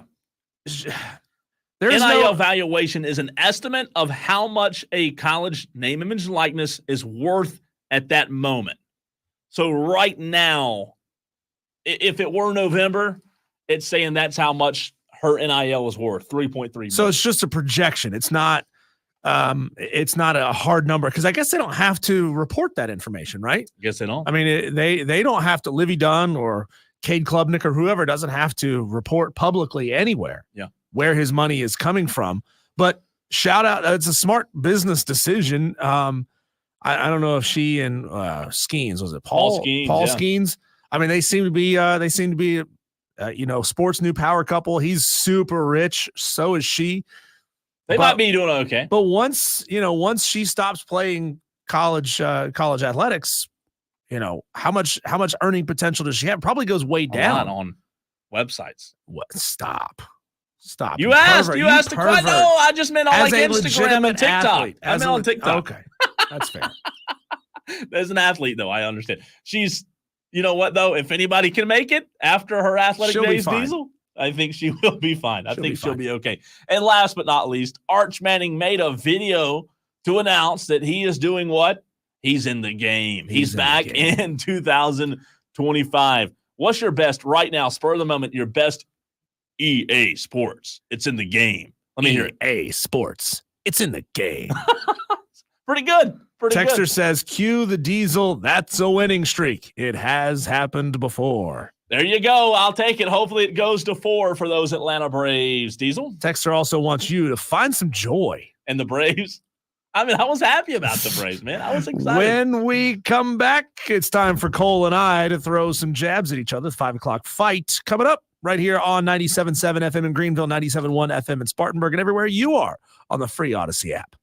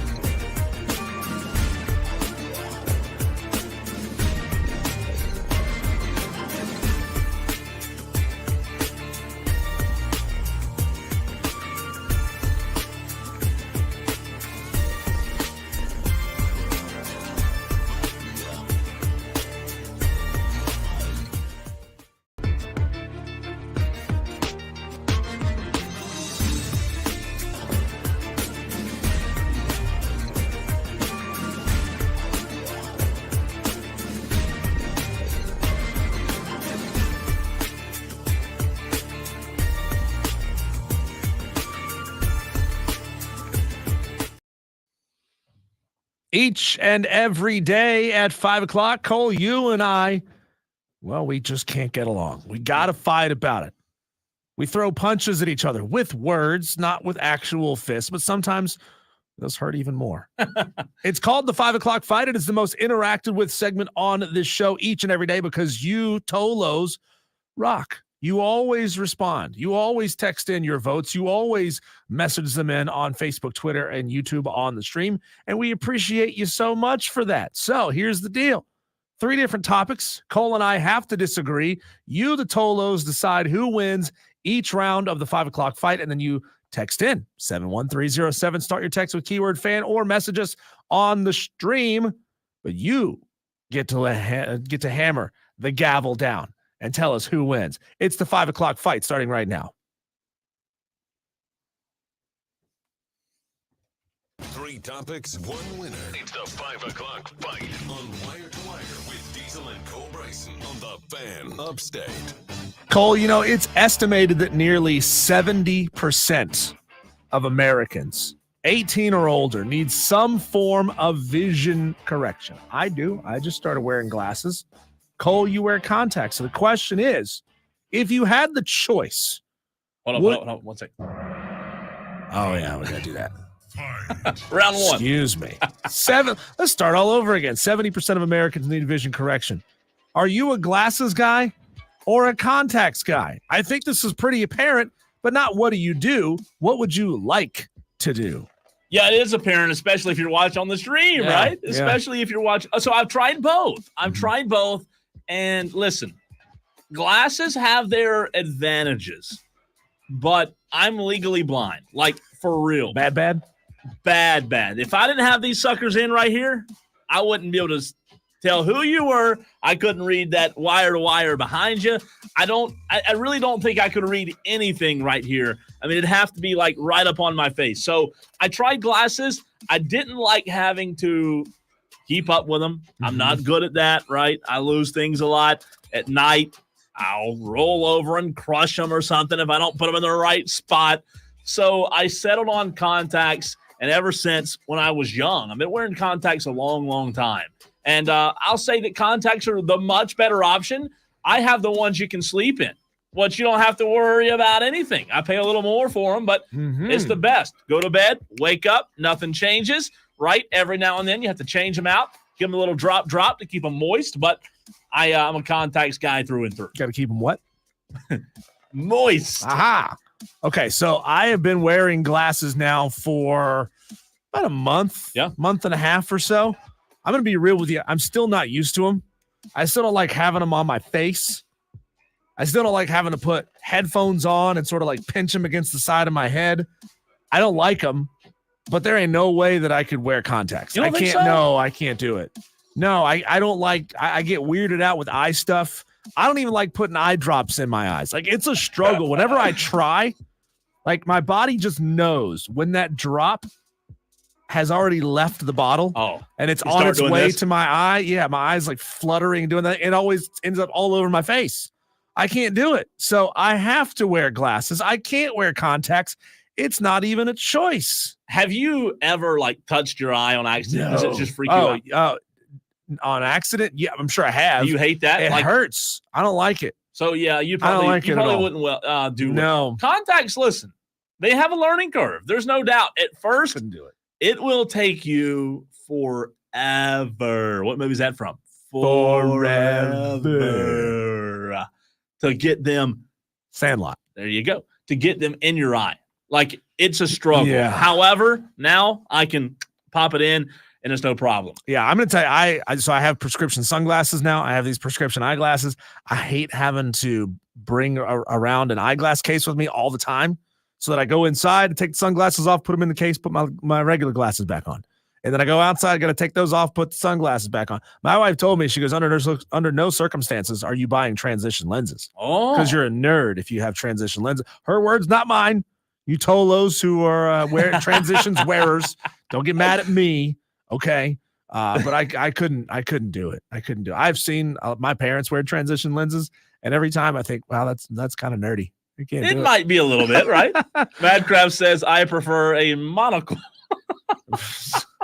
He's over there. Chip, Cheerios. He's over there And a with good day his to you. magnifying glass. Now, the thing, I would love to get LASIK if I knew it was going to be right. Well, there's If too it many was bad gonna be stories. right. But like I'm wearing these glasses, their prescription, the doctor, I guess, knew what he was doing. And after about a month and a half, they still feel weird on my face. My vision still feels a little wonky. So like I could take these off or I could go get the prescription changed, but I can't undo LASIK. I have a friend who had LASIK, and the LASIK is now like worn out. Really? Yeah, I've heard too many bad stories about it. I thought LASIK was permanent, that it stuck forever. It's supposed to be. It's supposed to be. But if you talk to people who've had it, enough of them, unfortunately, you find some little horror stories. Next up. Round 2. Fight. I am a married man. Cole, you are a single man. But let's just pretend for the sake of argument, this is more of a personality test, not a realistic test. I like personality. But if we were both single men, Cole, and you were shooting your shot with a lady, would you go with a grand gesture or would you keep it very small with text messages and like distant contact? This one's tough. This one's very, very tough. Can you give me an example of what a grand gesture would be?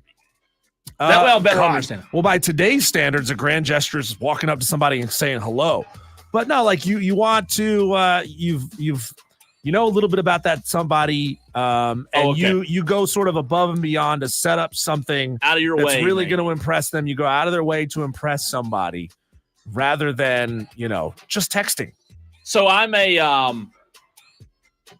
I would probably side on the grand gestures because I'm a people person, right? Yeah. Like I love conversation, not so much texting. My closest friends You're will a tell romantic. you. That's right. I'm a romantic. I'm a true romantic at heart. My true friends will tell you I'm not a big texter. I really don't. I would rather, if I had to text or figure something out, I'd rather do it in person, number one, or number two, pick up the phone and do it. I would much rather prefer some sort of gesture rather than the texting. That's just kind of my personality. But that right there, Cole, is why you're still a single man, because women today, they don't want those grand gestures. It doesn't make any sense like it used to be. Like, what movie is that where John Cusack is holding up a boombox outside of the girl's window? That would be like the creepiest thing ever. See, I've already had a young woman now. I've already got a friend says you suck at texting. That just sent that in. I am so glad I'm not a single guy, because if you want to advance in the dating world nowadays, like you got to almost stay away from them as long as possible, because like nobody wants to actually be in the same room as each other anymore. You got to go through this long back and forth of text messages if you want to advance in this relationship. Because if you shoot that shot, Cole, they're gonna think and do the grand gesture. They're gonna think, oh, he's thirsty. Oh, he's thirsty. Creepy. Oh, he's love that. this. Oh, he's that. You got to be smart here if you wanna advance to the next stage. You almost got to do the Paula Abdul thing. You got to do 2 steps forward and 1 step back. There you go. There you go. And finally, round number 3. Final round. Fight. Now, if you're on the fence, if you've given 1 vote to Cole and 1 vote to me, well, this one is going to break the tie. If you go to a restaurant, Cole, and you order the sweet tea, or you pour yourself some sweet tea, are you drinking it straight up the way they make it, or are you cutting it a little bit with something else? And when you say cut, just to be clear, you mean tea, knocking that sweet locking off that a sugar little bit. down. Some people like to do the lemonade thing and making an Arnold Palmer. Yeah. Okay, so this was a fantastic question. Diesel, the only thing I've ever done is the opposite of cut it, right? You and add that's more sugar? Splenda, boost it. What? I guess it's just the southern part of me. I love sweet. I am a complainer about sweet tea. If I drink it and it's not sweet enough, I will let you know. I have never, ever, ever one time cut sweet tea because there's no such thing as too sweet of tea. Wow. So I grew up in a house that was exactly like that. I mean, we might have put 2 cups of sugar into a pitcher of sweet tea, and it was ridiculous. I can't drink it that way anymore, man. It's like that mouth smacking over sweet. So good. Like I'm at the point, Cole, where I had lunch earlier at the restaurant next door to the radio station. I was at 75% unsweet tea, 25% sweet tea. And it used to be the other way. It was 75% sweet, 25% then it was 50-50. Now it's 75% unsweet tea. Like, I don't know who's making these recipes. I don't know who's mixing up the sweet tea at all these restaurants. I think. It's just too much, man. It is diabetes in a glass. Come on. I got to cut my sweet tea at too many of these restaurants. It's not good anymore. You've gone too far. So there you go. That's our 5 o'clock fight round one. To recap, 70% of Americans need vision correction. Would you be more inclined to go glasses like me or contacts like Cole? I go glasses. Obviously, he goes contacts. Round two, if you were a single guy, would you pursue a woman with grand gestures, or would you keep it small scale with text messages? Cole is the romantic. He's going big. I'm going small. And then round three, when you go to a restaurant and you drink tea, do you drink the sweet tea straight up the way they make it, or do you have to cut it with some unsweet tea because it's just gone too sweet? Cole, he actually adds more. That psychopath. Cut it. Who wins each round of the fight? You tell us by texting 71307. Start your text with keyword fan or messaging in on the stream. And while you're doing that, the voiceover guy is going to tell you how you could suggest a 5 o'clock fight. What do you want Diesel and Cole Bryson to fight about next? If you've got an ass, I'll kick it. Submit your topics to Diesel at thefanupstate.com. Subject line fight on the Fan Upstate. And reminder, Mantis, you got in and you inspired a 5 o'clock fight for tomorrow. I'm not going to reveal what it is yet, but I need a couple of minutes. We'll give you a couple seconds to start getting your votes in on the text line and on the stream. 71307. Start your text with keyword fan. So I'll tell you what I've been doing lately, trying to be healthy, right? Two things. Somebody mentioned the Arnold Palmer with the lemonade.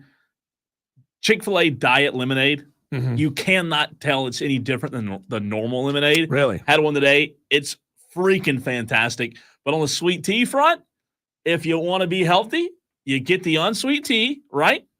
I say healthy, healthier. Okay? You get the unsweet tea, but you mix in the Splenda packets. Splenda's no sugar, so you're avoiding the sugar. Now, a lot of people say, "Oh, the sweetener's not good for you." Well, it's not sugar. It's worse for you. Well, it's still not sugar, so it makes you feel better about yourself because it's all processed. I mean, sugar is not natural; it's processed too. So I sometimes do that. I sometimes will add a little Splenda, but I've never in my life thought, man, and I really tried to think about this. I've never one time thought, man, this tea is too sweet for me. Oh, God, I can't do it, man. We should do, I think there's a lot of good ones out there, but there's, and again, not to give away free advertising, some of the fast food restaurants have the best sweet tea. They really do. I guess they just dump a bunch They of just sugar. keep dumping more and more sugar in it. There's somebody whose full-time job is to do this. How they've changed the flavors of Coca-Cola and Dr. Pepper over the years. They've added more of this, more of that flavor. And it's like, it didn't go from its like old original form to where it is now, just like that. I mean, they just added a little bit more and then a little bit more and then a little bit more. And it's so oversweet. I can't touch it anymore. I can't drink sodas anymore. Sweet tea, I'm down to like 25% sweet. Let me just say this. Before we get to these votes, I am majorly disappointed in anybody that sides with Diesel round three. Like, what's wrong with sweet tea? I'm talking about real sweet tea. Come on. What I'm trying to do is I'm trying to prove to restaurant owners, those of you restaurant owner Tolos who are listening to the show, I'm trying to teach you something here. I'm trying to teach you to back off on the sugar a little bit. Let people add to it if they want to, but you should be making it with a lot less sugar. God, there's nothing worse for me. Have you gone to a Walmart? Have you gone anywhere in public nowadays? We are a fat country. Oh, there's no doubt. That's why we try got to a problem. lose weight. I agree with you. I just hate ordering a sweet tea and it not being sweet enough. That's pretty bad. That's pretty bad punishment. All right, let's see. Yeah, the text line is absolutely buzzing right now with these votes. So let's just get to Madcraft. He's the one who voted on the stream, and then we'll jump over to the other side. He says, I don't have eye issues yet, but Diesel wins round one. So Madcraft, when you need him, you're going Specs. Okay, right on. Cole wins round two. You got to risk it for the biscuit. And he says, Diesel wins round three. He says, man, that sweet tea is too damn sweet. And then Bob says there's no such thing as too sweet a tea. He says that's pure blasphemy. It is. It really is. It's blasphemy, I tell you. Texter from the 238 says, cutting it with lemonade, Arnold Palmer, babe. I hate to be this guy, but tea and lemonade's overrated. They're made to go separate, but not together. I ordered a half and half the other day at Chick-fil-A, and they gave me an Arnold Palmer by accident. Like I asked for 50% sweet tea, 50% unsweet tea, and they gave me 50% lemonade. Oh, I don't like them. It's not what I expected, you know? Yeah, I'm not a fan. If I knew that's what I was getting, I would have been okay, but I didn't know, and it just hit me like, oh God, this tea is spoiled. It's gone bad. What's happening? Tea is spoiled. Texter from the 491 says round one was a push because it doesn't apply to me, but Cole wins the rest. 593 says 2 cups. Oh, this is Amazon guy. Amazon guy says 2 cups is a bare minimum. Hey, Amazon guy, what's going to happen? I meant to ask you this the other day, but I forgot. By the way, we appreciate you texting in to the show as much as you do. What's going to happen when another Amazon guy starts listening and becoming a Tolo? Is it going to be Amazon guy 1, Amazon guy 2? AG1, AG2? Are y'all going to fight about it over who's the Amazon guy 1? Where's our UPS drivers? Can we get a UPS Amazon fight in the comment section? I want a threesome. Amazon. DHL has entered the chat. I want Amazon, FedEx, and UPS all in the chat, all on the text line. That's what I want. I feel like we're headed for Anchorman, where all the news teams fight on the street. USPS is coming in with their ugly ass trucks. The brown baby. G says Diesel win 1 and 3. Cole wins 2. So you got the win. G says I have readers to read on the phone. Texter from the 486. Round 1 Diesel. Round 2 Diesel. What the heck? Round 3 Cole by a country mile. You didn't get the sweep, but I at least got. Well, you did get the sweep from the 593. 593 says sweep. Diesel. Bo asked the question, Diesel. What happens when you are walking down the street and your prescription runs out? Is this a joke? You better go catch it. Is that what he's going to say? I don't know. What happened? He asked specifically to you, Diesel. What happens when you are walking down the street and your prescription runs out? I don't know. Is that a joke? This sounds like a setup for a joke. I think it's. You're supposed to say what? What? What happens? What happens? All right, Bo, let us know. Let's see. Texter says, you just lost the fight because of the transition lenses take. My transitions broke, and they are just added convenience. Oh, I missed that one. Where did you? I missed that text. Thank you for. That's way back. That's way back. Oh, wow. I did not start anywhere near the front, did I? Texter follows up and says, if transitions are so nerdy, so are glasses in general, you four-eyed freak. My bad. I missed a bunch of text messages. Texter says, I know 7 people who had laser eyes, specifically 7, he counts. All of them say it's the best decision they ever made. 4 of them are welders who need that precision. I get it. I mean, for most people it works. I've just heard too much. Yeah, this has been weird for me because now I didn't realize that my vision was this bad, right? Yeah. And now that I'm seeing and like everything is clear and high def, it just looks really odd to me. Like it's 39 and a half years of dealing with the vision that I had. Now I can actually see clearly. Like this is what it's supposed to look like. Now the stigma's gone. 431 back to round 2 says women are like cats. Let me actually read before I say what's on this text. Yeah, I don't do a good job of that. You may want to read through all of this before you completely That's what I usually piss do. off 100% of our lady listeners. I usually just read it, but let's see. I think we're good. The more you try to love them, the more they'll try to scratch. The more they'll try to scratch you. You just gotta let them know you can feed them and wait for them to choose you.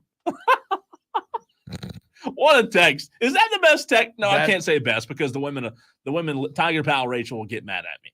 I'm not being, I just read the text. Well, if the texter had started women are like dogs, I'd be like, Cole, don't finish that. That's right. Don't finish that. Make a smart decision. Yeah, I don't do a good job of reading before, like reading down the text. I usually just read it as you can tell if you're listening on the radio. I just read it as I go. Sometimes I have had to hit the dump button one time because of that, Diesel. Amazon guy says, I'll always be the OG Amazon guy. I like it. Well, right now you are, because number one, there's no other Amazon guys. If they're out there listening, there's none of them that participate like you do. No UPS drivers or FedEx drivers that I can think of. We do have a couple of truck drivers every now and then that text into the show, Diesel. But you're the OG Amazon guy, without a doubt. Texter, I think an issue with restaurant owners making tea less sweet and letting people put their own sugar in it. Bulk sugar is cheaper than the little sugar packets. Is it? Wow, maybe. I guess. Maybe it is. But then you got to make more unsweet tea to cut it down. For wusses like me who can't drink at full strength. I can't drink at high test the way you people do.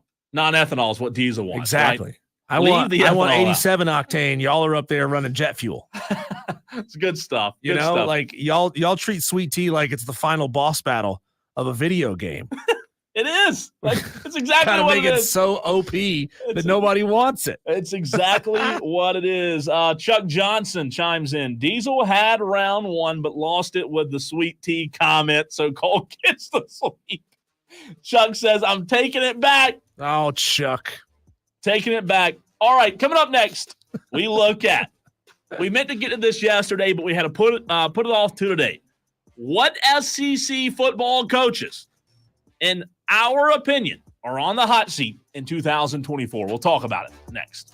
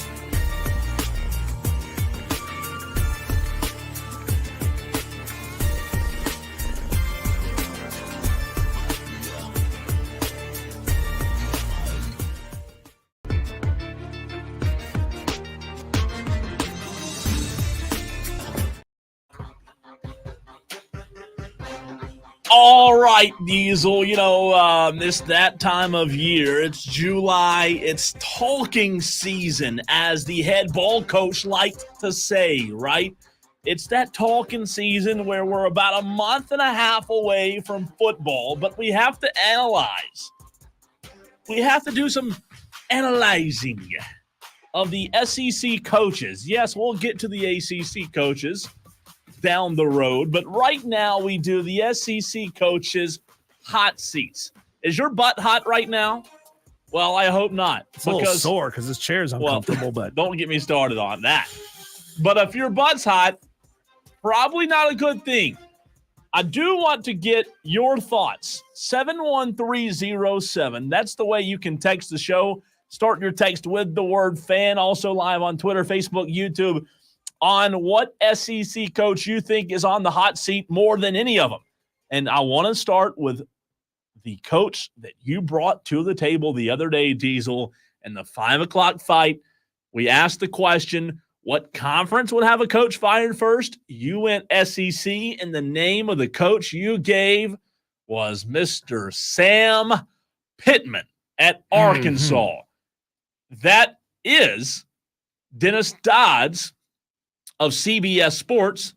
That's also his number one hot butt at the moment. Yeah, he is a man of the people when it comes to Arkansas football. Nobody can deny that. I think he is the right person for the job. His personality, his style, everything about him screams Arkansas Razorbacks. Yeah. Just the success has been there. That's a fan base that remembers winning. God, I remember when Arkansas, in the 90s would pop up and be really, really good. And they will pop up every now and again and have a great year or two. And then they will fall so far back. It's true. They used to be good. And that's what Dennis Dodd says. And I completely agree with you too that, he's a great guy. If you want to sit around, shoot the bull, have a beer, Pittman's your guy. But this coach, 4-8 last year, that just doesn't cut it, right? Not at Arkansas. At South Carolina, it's probably a very similar situation in my opinion, but that tied last year the program's worst record at Arkansas since 2013. The last coach, Bobby Petrino, that was the last guy who won at Arkansas, right? So I believe there's a general consensus of this guy, Sam Pittman. He seems like a fantastic coach. Everybody loves Sam Pittman from the people that you talk to, but it's kind of put up or shut up. It's kind of do or die, now or never for the Razorbacks. If we take Sam Pittman, if we take old Sam off the list, I want to know, Diesel, between guys like Billy Napier, I don't know if Clark Lee at Vanderbilt counts or not, right? They suck, and they're supposed to suck. But would you say Billy Napier's the next hot seat in the SEC, or would you have somebody else that you would argue there? I think Billy Napier, he took over such a horrible situation. Yeah. At Florida, that's going to be, you got to be a really special kind of coach to dig out of the hole that he found himself in Florida. First of all, you're in a deep hole, but the problem is you've got a fan base that expects you to be able to come out of it like that because they feel like, oh, we're Florida. That's right. We used to be great. We can be great immediately with the right guy. And they're going to be one of those really twitchy fan bases, one of those ones that's super quick on the trigger, and they're becoming twitchier by the day. I thought South Carolina fans were twitchy. No. South Carolina fans are as patient as it gets compared to Billy Napier. So Napier enters his third season in Gainesville with an 11-14 record. He performed well at Louisiana. Yep. Won 66% of his games, but 44% at Florida. Diesel, that could be labeled malpractice. Got some good wins in the very first season, but in 2023, his only really good win was over Tennessee, right? Now, don't get me wrong. Their schedule in 2024 is brutal. But he's got to win some of those games. I'm not saying he has to beat LSU, Ole Miss, and Florida State, and Georgia, and Texas, but he's got to win one or two of them. So right? So what you're telling me is he's got to do the impossible. He's got to complete the Kobayashi Maru, which if you're a Star Trek fan, which I'm not, I only saw one movie, and that's the reason why I know this. The only way to beat the Kobayashi Maru is to cheat. Billy Bob. He's going to have to. Speaking of Billy Napier, Billy Bob chimes in on the text line and says, how about the hire Shane made? The best recruiter in college football coming to Columbia. Spelt coming wrong. Go Gamecocks. Ew. Yeah, that's we're not going to go there. Ew. I'm not even reading that next text, Billy Bob. Not doing it. Here's a fun question. Rapid fire. Let's see how quick our Tolos can text. Get those. You text are you a thumb texter? Most people are. Are you good? I do a little bit. I do a little thumb. I do a little finger with like the little swipe thing, and I do a lot of voice to text. Okay, I have noticed that. So, rapid fire text right now, 71307. Start your text with the word fan. Get them ready. I have a rapid fire question for the stream as well. Hotter seat, Napier. You can just type Napier, fan Napier, or Beamer. Fan Beamer. Go. 71307.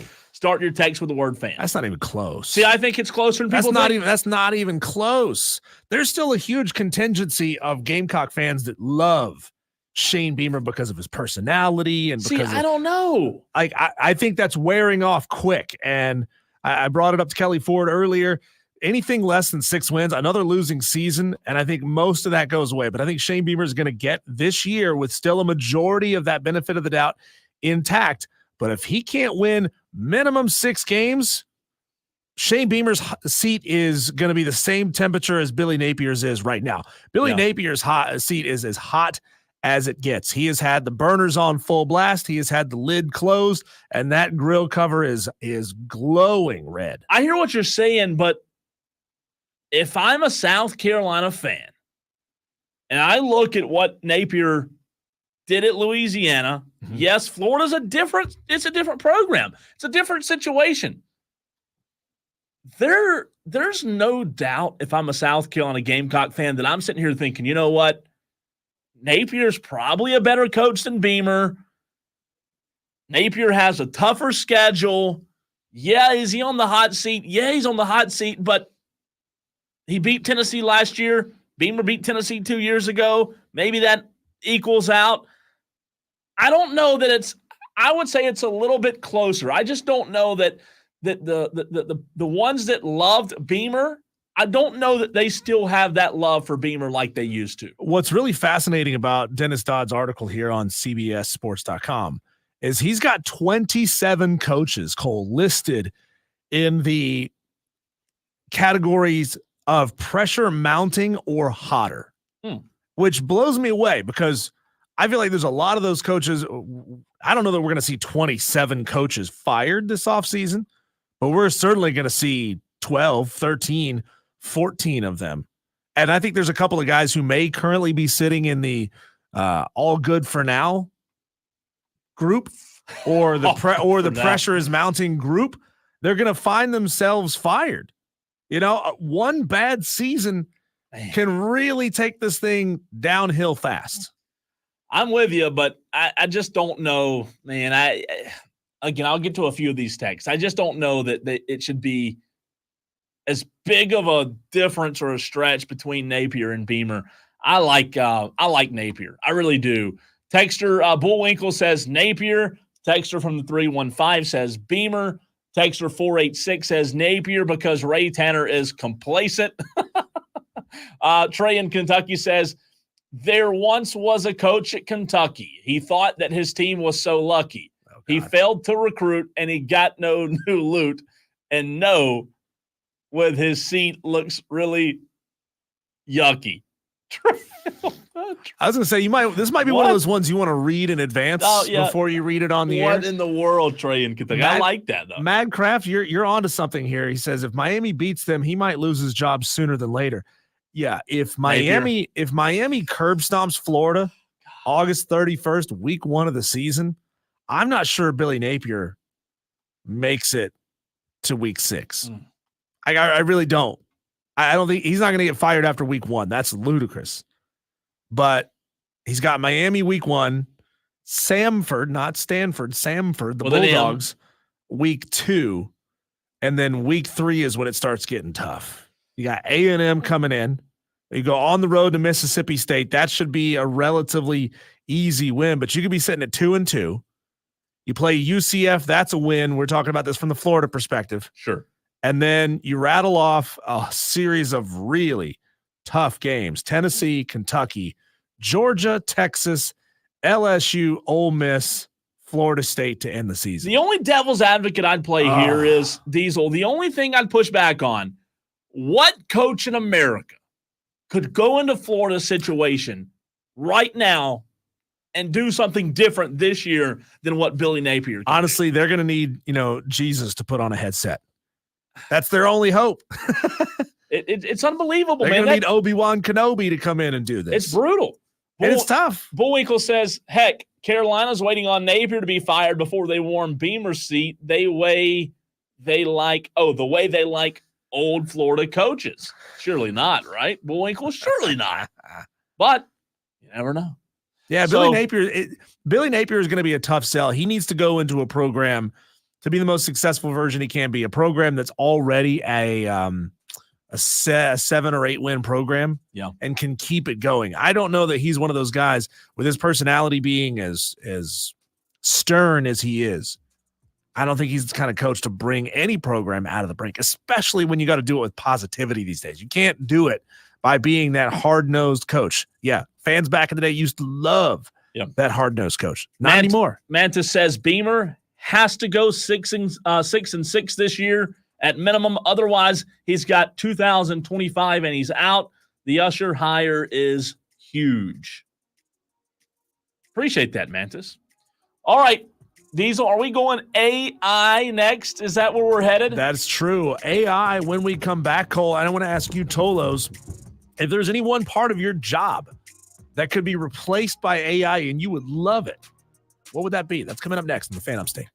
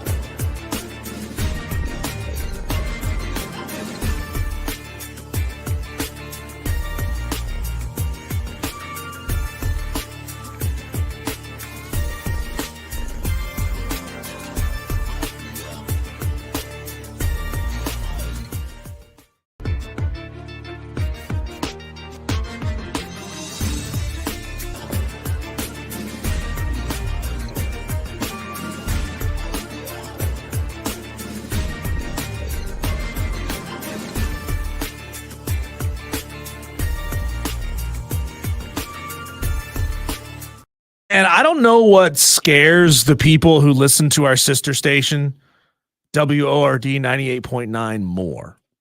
Electric cars or AI? Because I think both of those things scare the crap out of them. Yeah, it's a good Yeah. question. And, you see all these memes all the time about AI. Like one of my favorite ones said AI was supposed to do our laundry and our dishes for us so that we had more time to pursue higher forms of work, not do our higher forms of work for us so that we had nowhere to go. We just sit at home and do laundry and dishes all the time. Right. It's true, though. Yeah. It's true, though. I mean, like in almost every industry, AI is making its way in. There's really no way to avoid it. I mean, we all grew up watching Terminator. We've all heard dozens and dozens and dozens of experts over the past couple of years since AI really started to become a thing speak out and say, this is going to be really detrimental to our economy and to our people, right? Because people are going to lose their jobs to AI. But then again, that's been happening for decades, right? Like, remember when they first started implementing robots on the assembly lines at car manufacturing plants? That's been that was AI in a way. But Cole, Dee Snider, I don't know if you know who Dee Snider is. He's the lead singer of Twisted Sister. Never heard of him. You never heard of Twisted Sister? Nope. We're not gonna take it. I've heard that song. No, we ain't gonna take it. Well, that guy, Dee Snider, went on Fox Business News to talk about the threat of AI. He said, well, I'm a front man. I've got that spark that really can't be replicated. This is not a quote, okay? I'm paraphrasing. He's like, I got that spark that can't be replicated by AI. But the songwriting, the lyric writing, etc., AI can do all of that. As a matter of fact, we have an example of AI doing that, singing a Randy Travis song for us. We played a clip of that a couple of weeks ago on the show. Just give me 1 second. Okay, I had to re-download it. Okay. So I'll have it it's just a second. scary how good it sounds. In a sense, like, you expect hearing AI singing and you expect it to sound obviously AI.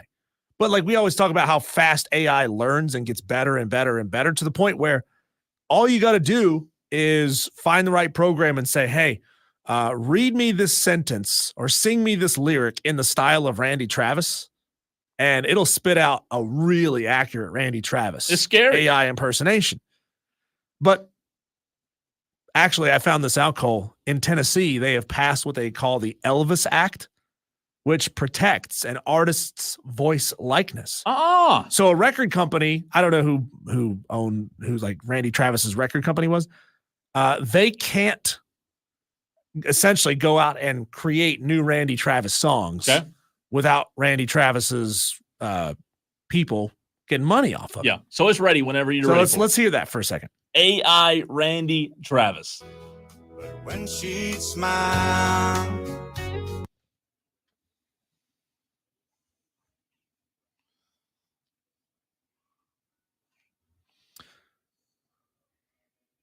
So there's no like obvious AI, like, the little catches in the vocals. When we did it on our phones, it's obviously AI because, well, it's not super, super sophisticated.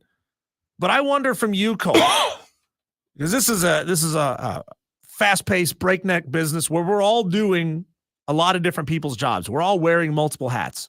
What part of radio would we love to give up to AI if we could? And you Tolos, whatever profession it is that you do, what part of your job would you love to give up to AI if you could? Jeez. That's a great one. Yeah.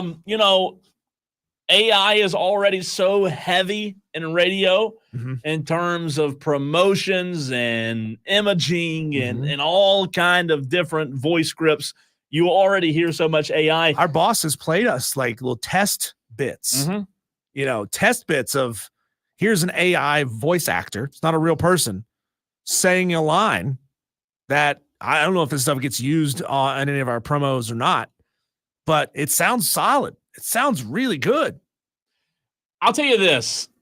I want to be able to hear, and again, I know that me wanting to hear this is not good because it's going to lead to, I watched a TV show where AI was really it was a crime show, and they thought one guy committed the crime because of AI. So it's going scary places. My point is, though, I want to be able to hear my own voice without it sounding like it did on those phones, the phone apps that we use. So what you're saying is you would love to be able to essentially prep a segment, have some bullet points, some ideas, some topics, where you want this to go, and you want it to essentially fill in the gaps and read it as Cole Bryson. I tell you what, now that I think about it, I would rather it be like the promos. So like the Ingles reads that we do, the sports spins that air on the other stations.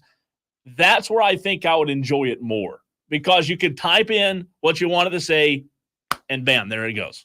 And it just does it all for you. It does it. See, that's moving the direction that I want to go. I would love for AI to do our show prep for us.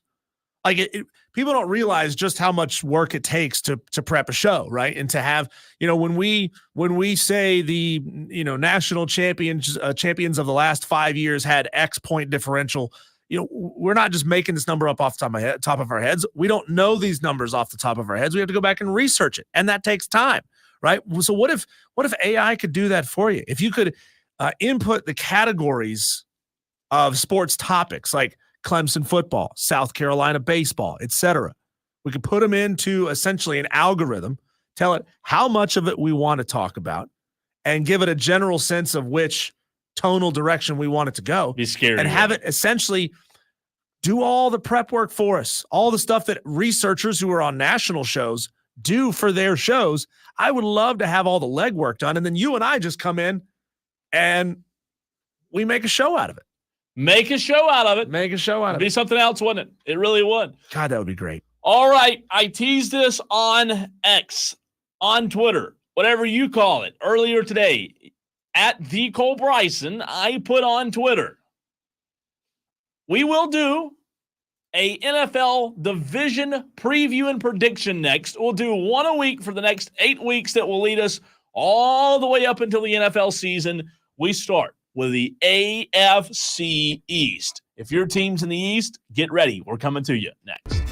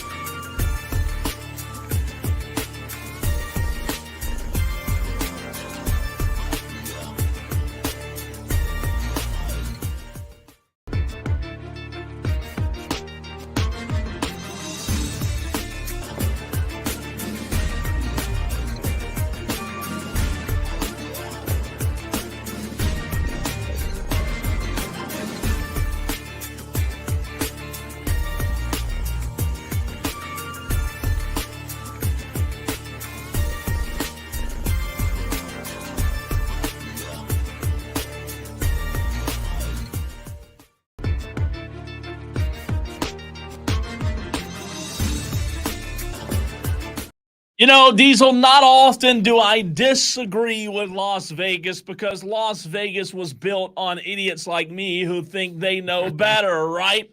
However, I do disagree with Las Vegas as I want to bring to the table the AFC East. How many sports cars do you have, Cole? That'd be 0. That would be 0. But again, I'm telling you, I'm going to be right here, okay? I'm going to be right on my AFC prediction.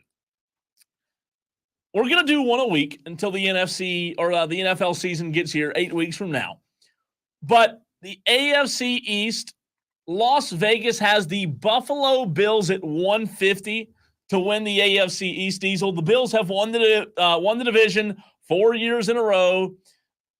The Jets, the Dolphins, and the Patriots are their contenders, and 2 of those could be labeled as pretenders instead of contenders, right? You don't think Drake May is going to come in and fix everything? I tell you what, I hope so.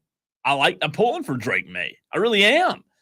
I don't want Aaron Rodgers to do it, but here's the AFC odds for 2024. Buffalo plus 155, Miami 175, New York Jets plus 240, and New England Patriots plus 1,800.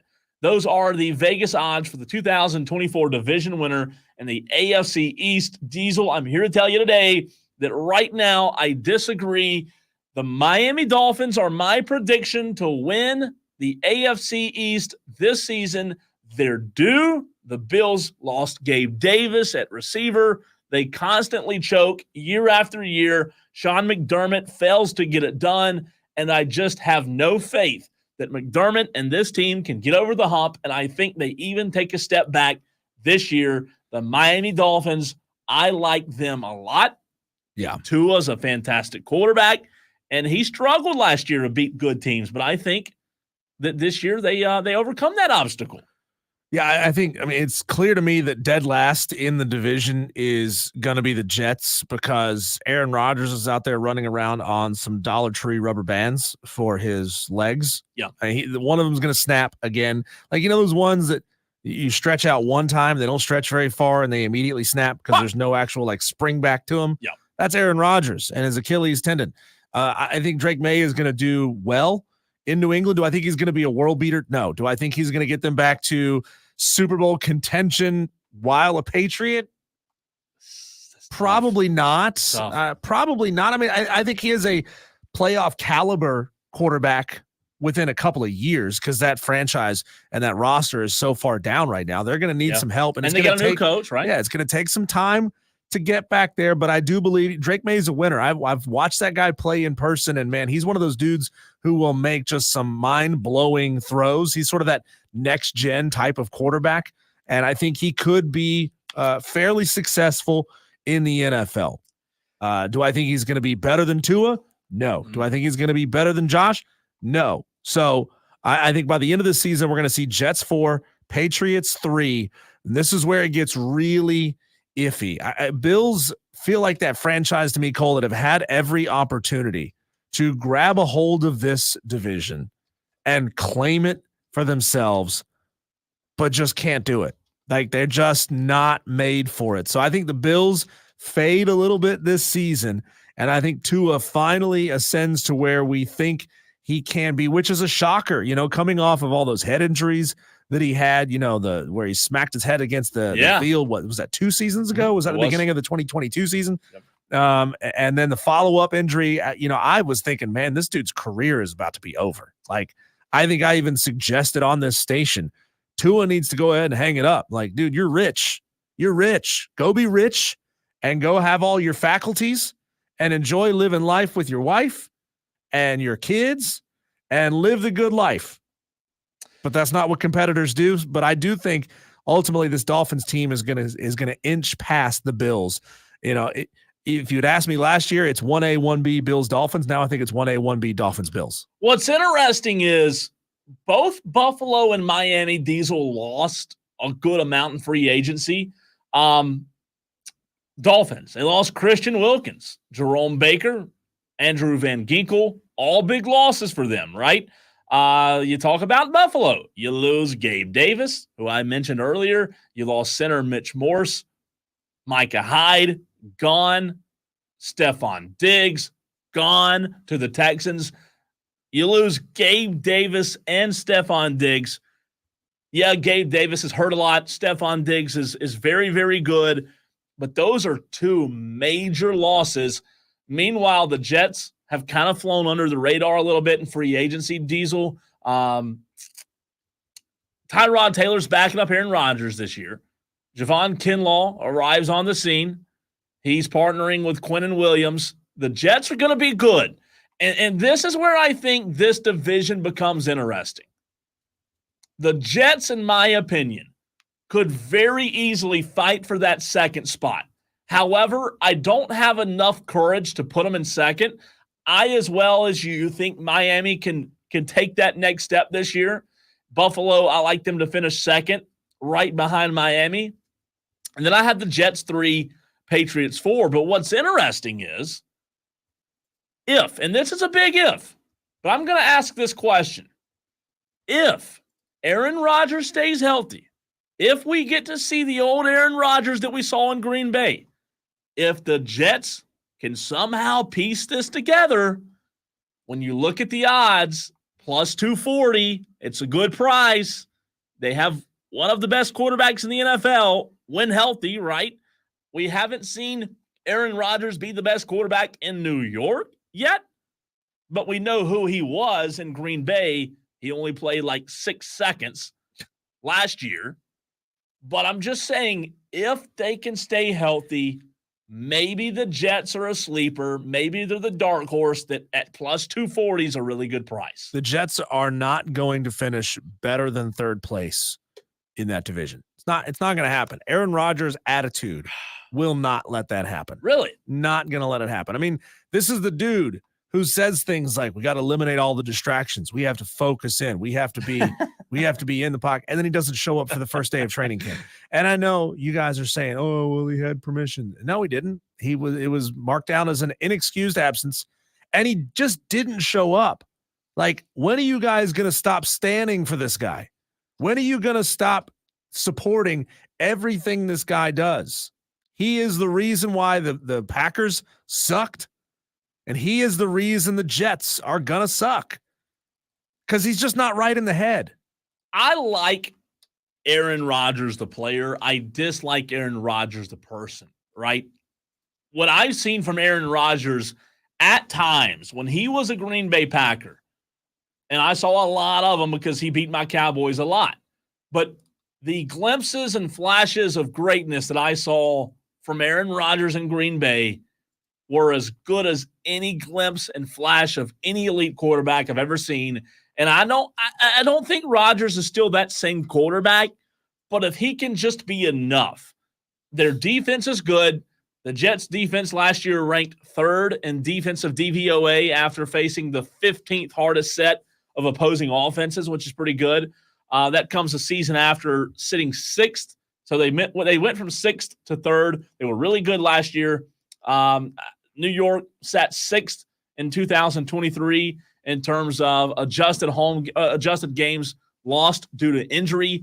They were injury plague last year. They just could not escape the injury bug. And the guy at quarterback last year, after Aaron Rodgers went down, and Zach Wilson, nobody really trusts yet. So again, I don't want it to happen.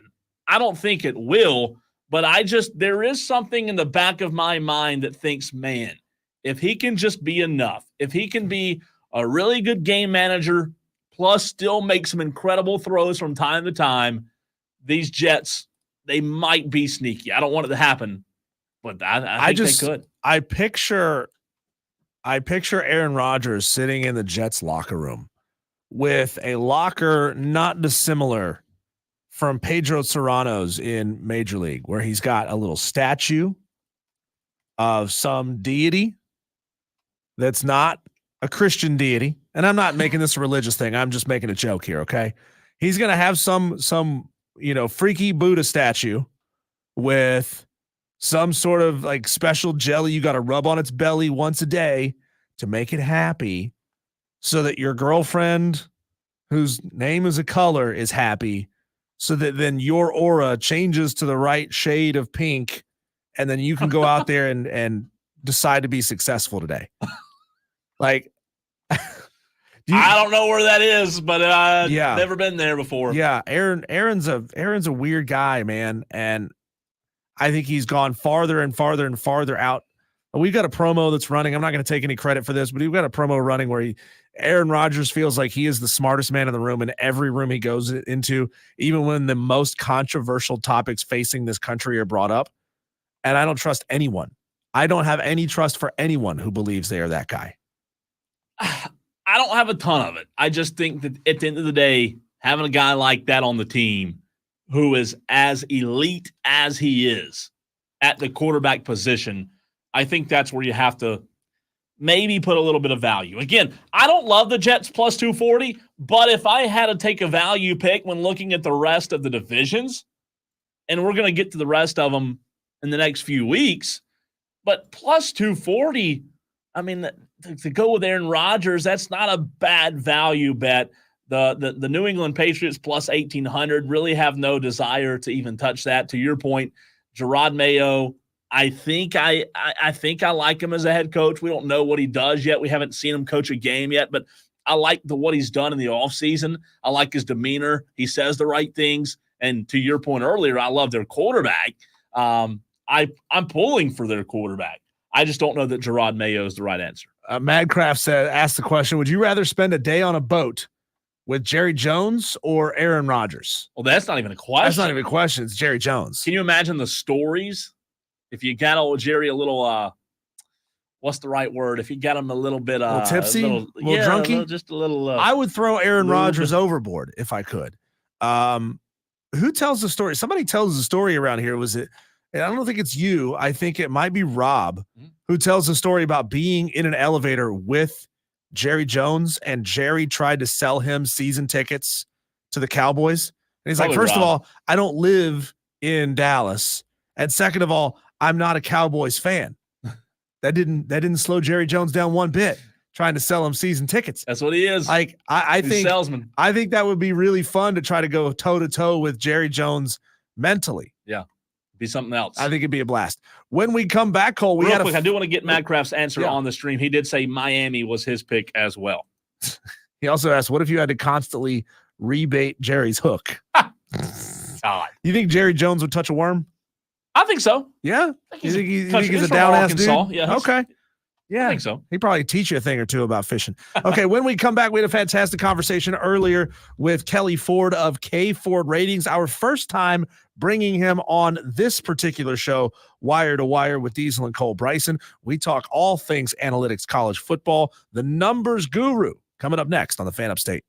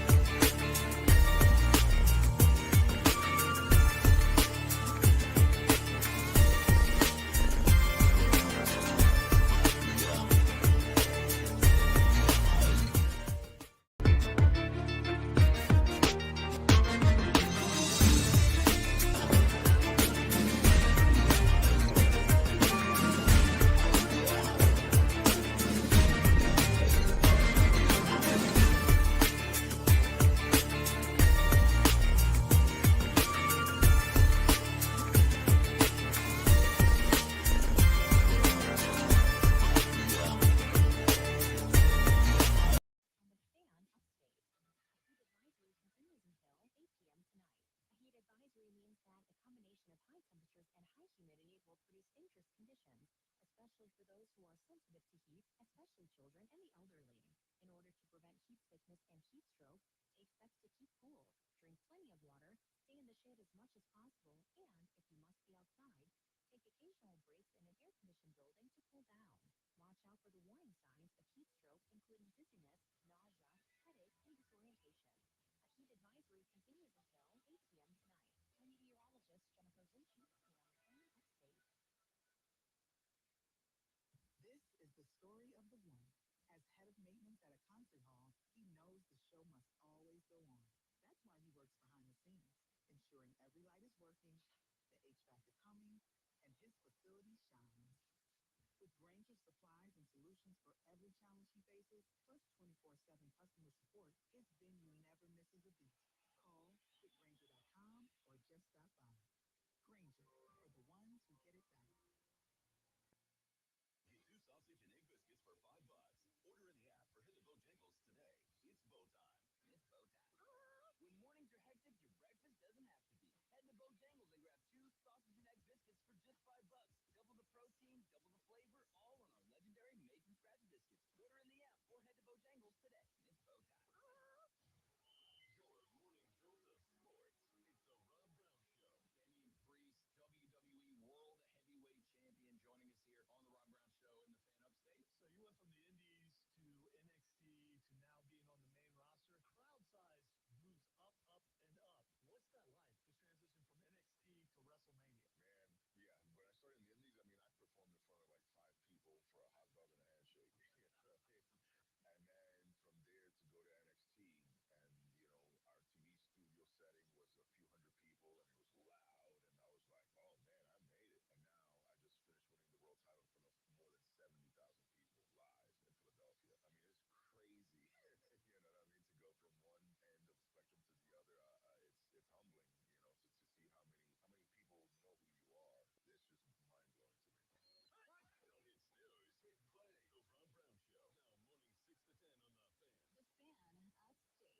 Take control of your listening experience with Rewind on the Odyssey app. Missed a jaw-dropping moment? No worries. The Odyssey app makes it easy. With Rewind, you can relive big moments from Rob Brown, Jim Rome, and Wire to Wire with Cole Bryson and Diesel. Just hit Rewind with the Odyssey app on the Fan Upstate. Wire to Wire with Diesel and Cole Bryson. Turn on, leave on. Oh, we go to the phone lines. We bring in Kevin, longtime Tolo of the show. Kevin, what's your thoughts? You can go to practice and practice hard, but you're really getting better once you get home. You get home, and when you're doing that underlying work that don't nobody see, and now you coming out, now you got 8 picks in a season, or you done got 12 touchdowns because you putting that work, but then, or you go and you get 1 catch all year, and then you want to blame it on the coaches because you didn't want to work. Now a transfer 3 times in 4 years, and you never really get a camaraderie with nobody. So every year that you're there, you chasing money and you chasing playing time. But hey, what about chasing that work? Man, great stuff there from Tolo, Kevin. We appreciate the call, brother. Wire to Wire with Diesel and Cole Bryson. Turn on, leave on. Afternoons 3 to 7 on the Fan Upstate.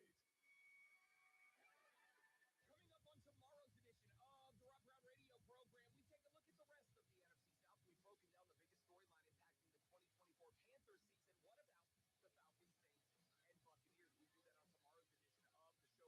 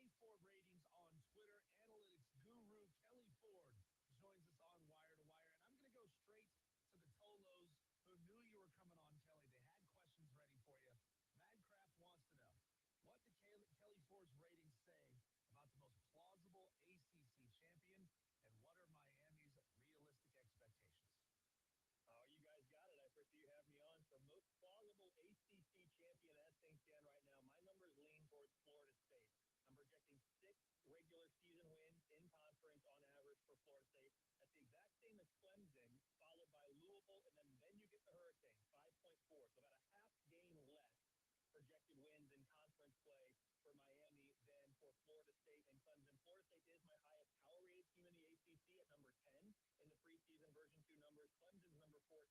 I've got Miami at number 17. I have 9-3 as the most likely record for the Hurricanes, a 29% chance to win 10 or more regular season games. So if you're asking for the most realistic expectation, I say anywhere between 8 and 10 wins. And if you want to make the playoff, I think you've got to get to at least 10, at least as an at-large. Of course, if you win the ACC, you've got the automatic berth. But to get to an at-large consideration, I think Miami fans should be hoping for 10 regular season wins. Hey, Kelly, this is Cole. For me, as well as any new listeners we have on this show, Wire to Wire, can you go into a little bit of a refresher on what makes these K-Ford ratings? Yeah, absolutely, Cole. And I'm excited to be here with you guys today for the first time. So what goes into my numbers in the preseason, which of course is where we are now, there's three main inputs, and that's your returning production. So how much of last year's team are you bringing back? I do incorporate transfers into that, and I have scalars or modifiers, if you will, to account for the varying levels of competition faced for transfers. We know that production at the Power 5 or now Power 4 level is not equal to production at the Group of 5 level, is not equal to production at the FCS level. So we try to use modifiers to scale that production to make an estimate for how much we can expect for the student athlete at their new school. So that's the biggest input, returning production. Also, what's your recent K-Ford rating history as a program? What was your power rating last year in 2023? How about 2022, 2021? And then finally, how well have you recruited in the recent years? So what's your high school recruiting look like this year, last year, 2 years ago? And guys, I spent time this summer really tweaking the weights of those inputs because, as we all know, the way that rosters are constructed in college football in 2024 is much different than the way rosters were constructed 2, 3, 5, certainly more 10 years ago, right? So it used to be that you'd lose players to the NFL draft or to graduation and you'd replace them with high school talent. Well, now with the transfer portal, you can turn over a roster in 1 year. So your returning production probably matters a little bit more. Not probably, it does matter more now than it did recently, whereas your recent K-4 ratings, your high school recruiting, that matters a little bit less. It's still informative, still has predictive power, but it matters a little bit less. Once we get going into the season, I phase out the preseason component, and it gets replaced, of course, with a much more informative in-season data, and that's when we really know exactly what these teams are. Kelly Ford joining us here on Wire to Wire with Diesel and Cole Bryson. Kelly, the more things change, the more they stay the same. I see that the checks coming out of Austin, Texas are still clearing. You got them number 4 on your preseason rankings. Your projections are really high on Texas, as they should be. Texas, very, very good football team, projected to be that way. But they're also just as down on Oklahoma, projecting just 4 conference wins as the most likely scenario for them. Why is Oklahoma in such a bad spot in your preseason ratings? So, yeah, you're absolutely right. I am right now projecting 4-4 as the most likely record for Oklahoma in SEC play. But what's really important to consider for all teams, but Oklahoma certainly is a team that's in this category, is not just your projected team strength. Because I actually have Oklahoma as the number 8 power-rated team in the country coming into this year as things currently stand. But Oklahoma plays the 6th most difficult schedule overall in the country. And more importantly than their SEC projections, it's the 3rd most difficult SEC conference slate. So basically, if we strip away all the non-conference games that anybody plays in the SEC and look just at that conference schedule, Oklahoma plays the 3rd most difficult conference schedule this year. And that's even considering the fact that Oklahoma misses Georgia. They miss Texas A&M. They miss Florida, who I have highly power-rated. So even missing those powerhouse teams, Oklahoma still has a very difficult conference schedule, and that's how you get to 4-4 in conference play as the most likely, 8-4 as the most likely record overall for the Sooners, even though this is a top 10 power-rated team. The schedule is just incredibly difficult, and you have to factor in, and this is something the model doesn't necessarily see, but what's the impact going to be of Oklahoma transitioning from the Big 12 to the SEC? No offense to the Big 12 or to any other Power 4 conference, but the SEC is a different animal, and Oklahoma used to be the big kid on the block every single week. That was Team Super Bowls. Now, you're just one of many really, really, really good teams, the Blue Blood program, but you're not the Super Bowl anymore. That could work to Oklahoma's advantage, but the week-in, week-out grind could work against Oklahoma even more this year. Hey, Kelly,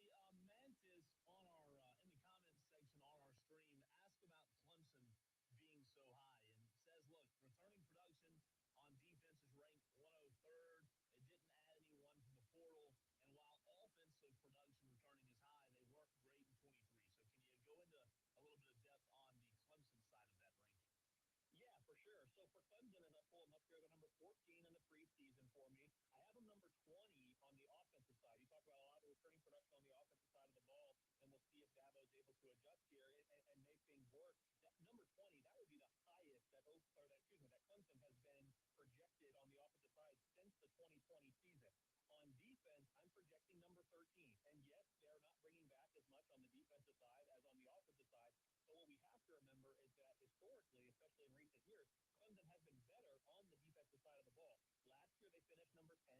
2 years ago was a down year by Clemson standards, finishing number 19 on defense. But prior to that, if you look at the CFP era, Clemson, prior to 2022, did not finish worse than ninth in the defensive side of the ball unit ranking in the CFP era. So this is a program that has a really rich history, especially in recent years on the defensive side. I'm expecting them to maybe take a little step back from number 10 last year to now number 13 this year, but I still think this is going to be a really good unit. And when you consider the relative strength of the ACC with respect to what Clemson's projecting as, that's how Clemson is still one of the top two teams in my ACC projections and a favorite to make it to Charlotte at the end of the year. Talking ratings and analytics with Kelly Ford at K Ford ratings on Twitter. Getting to 6 wins is going to be absolutely critical for Shane Beamer keeping his job at South Carolina. A 6-win season or less, probably not enough to get him fired this year, but certainly enough to put him squarely on the hot seat. Your projections for South Carolina, if I'm reading these correctly, essentially have them sitting at about 2.5 conference wins. What SEC games do you see as the most likely wins for South Carolina? Yeah, so South Carolina is another team that has a really difficult schedule. From a power rating standpoint, I've got South Carolina number 38. That would be the best South Carolina team by my numbers since 2018, but it's the top 10 most difficult schedule in the country. So if we're looking at the SEC games in particular, let's see, out of the gate at Kentucky, that's a 38% chance to win. LSU is a 32% chance to win. Same with Ole Miss, 9% at Alabama, 14% at Oklahoma. Texas A&M is 37%. Then you get to Vanderbilt with an 81% win expectancy before closing with Missouri at a 37% win expectancy. So there's only one SEC game this year, that's Vanderbilt, with a win expectancy of greater than 50% for South Carolina. So in any individual game right now outside of Vanderbilt, my model would put South Carolina as the underdog. However, we know that they're going to win some of these games in which they're projecting as an underdog. That's how you get the 2.8 wins on average in conference. 3 and 5 is the most likely outcome right now for me in my projections of South Carolina. A 62% chance to reach that 6-win threshold overall and go bowling. A 12% chance to get to 8 and 4. So yeah, this is a big year for Shane Beamer. It's a tough schedule. I think it's a good South Carolina team, especially by the standards of recent years. But it might be difficult to stack wins just because that schedule's so tough. Kelly, I'm intrigued on the projected SEC standings, really the top 3, with Georgia, Texas, and Alabama. I mean, I see on your website that you have Georgia at 6.5, Texas at 6.4, and Alabama at 5.5. How much, I guess, I know those numbers aren't far off, but how much could those 3, in your opinion, change the first few weeks of the season? Yeah, those right now are the 3 teams projecting to have the highest conference win total for me. And Texas is the one that kind of stands out there a little bit with regard to how do they get there. All of them are top 5 power rated teams for me. Georgia number 1, Texas number 4, Alabama number 5. But Georgia and Alabama facing very difficult schedules. Georgia is the number 2 most difficult schedule in the country. Alabama is number 9. Texas is number 19, which is still really tough, but relative to SEC standards, a little bit easier. For Texas, though, they have the weakest SEC conference play in terms of projected difficulty. There is no SEC team by my numbers that has an easier conference play than Texas. It's 16 out of 16. There's only one game this year that my numbers make Texas a projected underdog. That's against Georgia in Week 8 when the Bulldogs go to Austin. A 44% chance for Texas to win that game. So you're talking about changes early in the season. Georgia, they got Clemson right off the bat. My numbers give Georgia an 85% chance to win that game. So certainly it's possible that Clemson can win that, but my numbers do make Georgia a pretty heavy favorite. And then for Texas, of course, the Week 2 trip to Michigan, that's going to be a tough one. We're going to learn a lot about both Texas and Michigan in that game. And then for Alabama, they ease into their schedule a little bit more. Maybe a tricky trip to Wisconsin in Week 3, if you want to call it that. But in Week 5, Alabama post Georgia, of course, that's going to be an absolutely massive game locally but nationally. So certainly by the end of week 5, we're going to have a very clear understanding of who these teams are and kind of how they stack up. But those are the 3 teams right now that are projecting to be the favorites, at least in the conference standings by my numbers. You can tell that Kelly Ford is a pro because he didn't miss a beat when Cole and I both chuckled at that 85% chance for Georgia to beat Clemson there in week 1. I want to bring us back up to the Tigers here. Are there any individual statistical indicators in your preseason production analytics that you feel do a particularly good job at predicting year-over-year on-field improvement at the quarterback position, specifically as it might apply to Cade Klubnik? That's a good question. So not necessarily anything that I can talk about in terms of individual statistics that show the year-over-year growth or improvement. There are, of course, things that we're looking at with regard to production that a quarterback or any position unit is able to accrue over the course of a year. But really, I mean, quarterback is the most important position, in all of team sports, certainly in football. And so having a returning player of the caliber of Cade Klubnik, and I know we can have a debate about what that caliber is. The reality is he was very, very highly sought after coming out of high school. I think most people agree that his ceiling is very, very high. Is he going to be able in the Clemson offense to experience and achieve that high potential? That's the big question. And that's something that we've maybe seen some flashes, but we haven't seen consistently. And so can he achieve that this year in this system for an offense that is bringing back a lot of production, and he's certainly a part of that. So I'm not sure there's necessarily much I can go into on the individual statistics standpoint there, but Cade Klubnik for me, the way I think about Cade Klubnik is he has the potential, and this might be a hot take in your part of the country, I'm not sure, but he has the potential to be in the Heisman conversation this year. He plays quarterback, which is almost a prerequisite for the most part. So quarterback who is on a contending Power 4 team, who has very, very high upside, and if you look at the schedule, there's maybe 2 games that you're circling as Clemson will be an underdog in those games. Outside of that, they should be a favorite in each of those. So I think that's the type of player that Cade Klubnik could be. He could be in New York at the end of the year at the Heisman Trophy ceremony, or if he plays poorly, it's possible that Clemson only wins 8 games this year, which of course would be a major disappointment. So I think the jury's still out. I think there's a wide range of outcomes, but more times than not, as the model runs the simulation, I'm encouraged by what Cade Klubnik has shown and what his potential is. Kelly, I like that answer a lot. I'm looking at your preseason top 30 right now. In your opinion, Kelly, which, by the way, I think it's pretty darn accurate. I don't have a ton of rebuttal, not a ton of pushback. But in your opinion, who's the team in the top 30 that could very quickly find themselves in the top 4? I know the playoff has expanded this season, but maybe somebody who's not in that top 5, top 10, they could find themselves quickly in the top 4, in your opinion.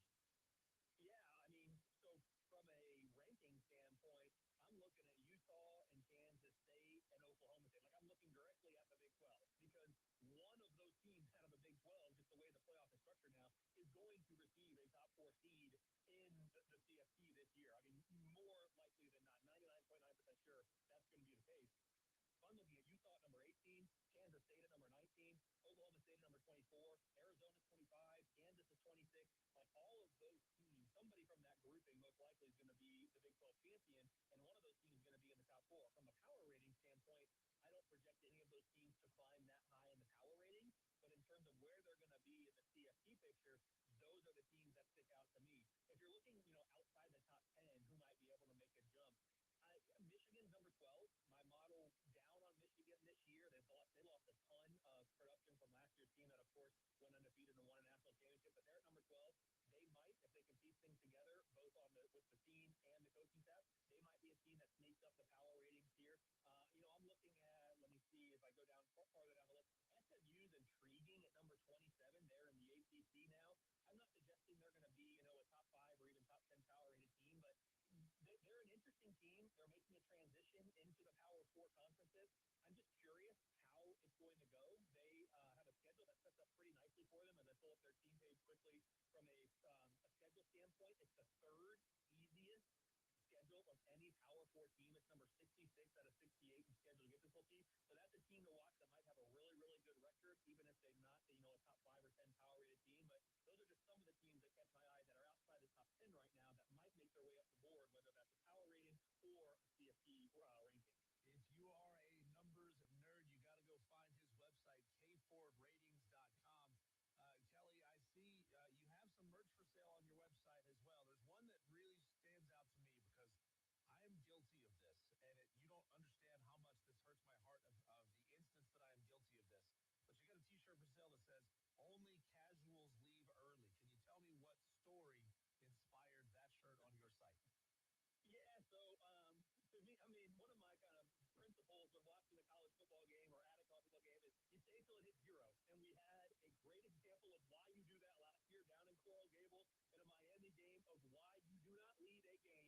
turn off a game until the clock hits zero. So for me, that was something that, something I kind of live by when watching college football. It really is not over until it's over because college football is crazy. Anything can happen. So to me, if you're a casual, and of course Josh Tate has made that phrase a very, very popular and very well known in college football space. If you're a casual, sure, you can leave early, but those of us who truly love college football and know that anything can happen are certainly going to be there until you see triple zeros on the clock in the fourth quarter. Well, Kelly, I will tell you that I was at the Miracle on the Mountain game, the App State Furman game, where there was a interception in the end zone, pitched back to a faster player, took it back 97 yards for the game-winning score, and I had to leave that game early. I was not there for that final play, and you have no idea how much that hurts my heart. Oh, it's got to be among the biggest regrets of your life right there. I mean, I don't know you. I don't know everything about you, but holy cow, yeah, that's got to be brutal. And again, and I'm not saying that you didn't say you left on your own accord, but you had to leave for whatever reason. This is why we should do everything we can to be staying at these games, because in the event that something crazy happens and you had the opportunity to be there and you made a conscious decision not to, it's going to stick with you forever, as it does for you here. And man, that hurts my heart just to hear. Hey, Kelly, last one from me. T-Swizzle on the stream. This has already got the stream fired up. If Clemson takes down Georgia first week, we, says T-Swizzle, we are top four in the country the next week. I'm looking at your rankings. They're 14th in your poll. Gonna win over the number one Bulldogs, get them from 13th to 4. So I'll take it as a two-part question, because are we talking power ratings or resume ranking? If Clemson finds a way to knock off Georgia in week 1, and again, my number right now, 15% chance, so it's not crazy, but it's not likely by my model. If Clemson finds a way to win that game, I'm telling you right now, here on July 9th, 2024, Clemson will be my number one most deserving ranked team going into week 2. There is no question about that. I don't care what anybody else in the country does. Clemson's going to be number one in my most deserving ranking. I'm also telling you that unless Clemson wins that game by about 70 points, Clemson will not find themselves in the top 4 of my power ratings the next week, because right now Clemson has a power rating of 15.9, just about 16. The number 4 team in the country is Texas at 25.1. It is next to impossible, if not impossible, for a team to climb 9 football points per game in my model in 1 week. Now, if Clemson follows that up by absolutely demolishing App State, now we're talking, because clearly the model was miscalibrated on Clemson and needs to be adjusted. But no, Clemson will not be in the top 4 in the power ratings in week 2, even if they beat Georgia. However, they will be number 1, undisputed by a large margin in the most deserving rankings if they knock off Georgia. No, Kelly, I got to tell you, we were going strong for the longest time, and you used the words, if Clemson demolishes App State. I don't like that. I don't like the sound of that at all. But you are the absolute best. It's been far too long since we've had you on the station, and it's great to have you on Wire to Wire with Diesel and Cole Bryson for the first time. Thanks for your time. Hey, I appreciate it, guys. Have a good one. We'll talk again soon. Appreciate you. That is Kelly Ford at K Ford Ratings on Twitter and on his website. I mean, I'm telling you, if you are a numbers guy, this is where you got to go. There is so much statistical data on his website projecting the odds of a team winning X number of games or more, most deserving. He's got some ratings coming up on his website that we didn't even get a chance to ask him about, so that we definitely will ask him about the next time around, his what-if rankings. There's so much going on that website. We got to go and find it. You're listening to the underground of sports talk radio, where we're not afraid to get dirty. It's Wire to Wire with Diesel and Cole Bryson on the Fan Update. Chuck Sanders, here's the Sports Flash presented by Progressive. In Phoenix, the Braves beat the Diamondbacks 5-4 last night in 11 innings. Atlanta now with wins in 3 straight. They're second in the NL East behind Philadelphia, 7.5 games out of first place. The Braves tied it with 2 runs in the top of the 9th. Sean Murphy hit a 2-run homer. Both teams scored in the 10th. Marcell Ozuna put the Braves ahead for good with a sac fly in the top of the 11th. Braves starter Bryce Elder went 5 innings. He allowed 3 runs on 4 hits with 2 walks and a strikeout. Diamondbacks rookie Gilbert Diaz made his major league debut. 6 innings, 1 run allowed on 4 hits with 5 strikeouts. Tickets for Carolina Panthers training camp are free and available starting today on Ticketmaster. 13 training camp practices will be held at the Panthers practice fields. The first free practice 4th at 9:30 a.m. Bundle auto and home, renters, or condo, and save with Progressive. Download the Odyssey app, search the Fan Upstate, and listen anywhere on your phone. I'm Chuck Sanders, that's the Sports Flash on the Fan Upstate. From the News Talk 98.9 WORD Weather Center, here's a breaking weather alert on the Fan Upstate. A heat advisory continues until 8 p.m. tonight. A heat advisory means that a combination of high temperatures and high humidity will produce dangerous conditions, especially for those who are sensitive to heat, especially children and the elderly. In order to prevent heat sickness and heat stroke, take steps to keep cool. Drink plenty of water, stay in the shade as much as possible, and if you must be outside, take occasional breaks in an air-conditioned building to cool down. Watch out for the warning signs of heat stroke, including dizziness, nausea, headache, and disorientation. A heat advisory continues until 8 p.m. tonight. I'm meteorologist Jennifer Zucci on the Fan Upstate. 10 times the points when Messi makes an assist during CONMEBOL Copa America USA 2024. Activate this offer starting June 20th, so when Messi assists, you score. Shop the day after an assist to earn those extra points. Not an MVP's Pro Rewards member? Join today. Visit Lowe's.com/Messi for more details.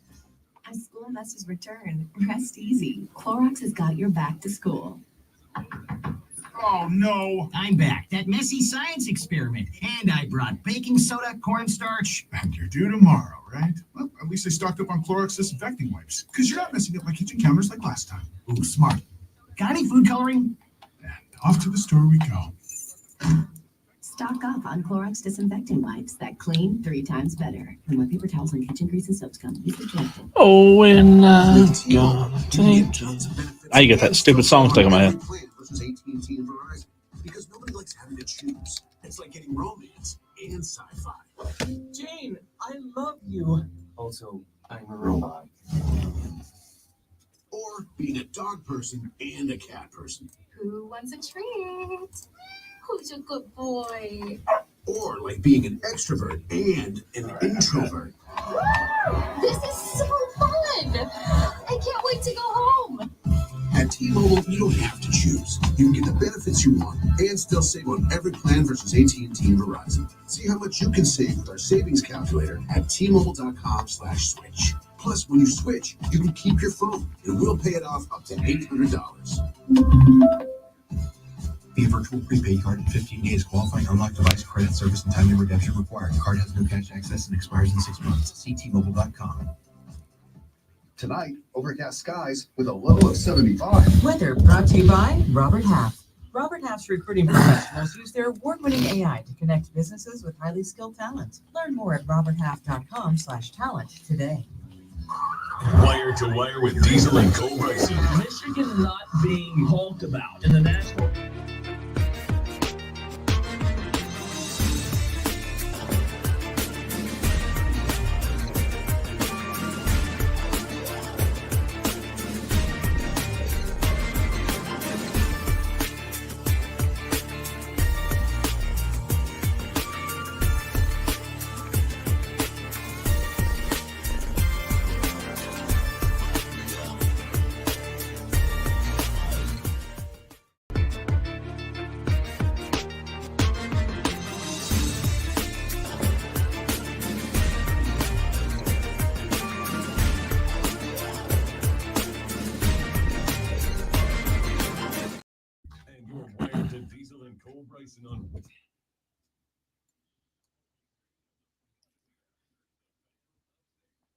Putting a bow, a big fat bow on your Tuesday. It's almost 7 o'clock. We appreciate you hanging with us, the Tolos. That stands for Turn It On, Leave It On. That's what we call you, Tolo. If you're just tuning into the program for the first time, like we had one guy on the stream today, Diesel.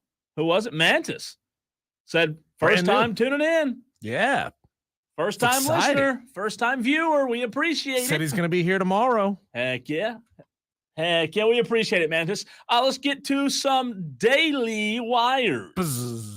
Headlines, basically, is what they are. We get you up to date on what's happening in the sports world. The Braves defeated the Diamondbacks last night, this morning, rather, in 11 innings, 5-4 was the final score. The Braves looked like the Braves of old last night, and boy, did it feel good. I got excited, and I experienced something that I have not experienced all season long. Joy? Joy. There you go. But they can't really get over that 6-run hump. This is a explosive offensive team that I feel like needs to be scoring 7-8 runs a game, especially with the quality or lack thereof that they're getting out of the bullpen.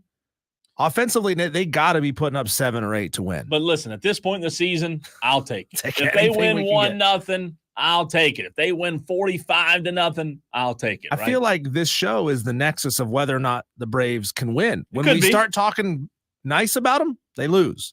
We start talking ish about them, they come back and win. It could be. Very well could be. NL East watch. The Phillies and Dodgers begin a 3-game series tonight. That game's already underway. So Braves fans, I know it's tough, but let's put our Dodger blue on for the next 3 nights. Is it Phillies at Dodgers? Was this 10 a.m. first pitch? In West Coast Philadelphia. Time? Oh, okay. In Philadelphia. So they are over here on the East Coast. Braves in action tonight, 9:40. Chris Sale on the mound for the Bravos. They've won 3 straight. Dodgers have put right-handed pitcher Tyler Glasnow back on the 15-day IL with back tightness.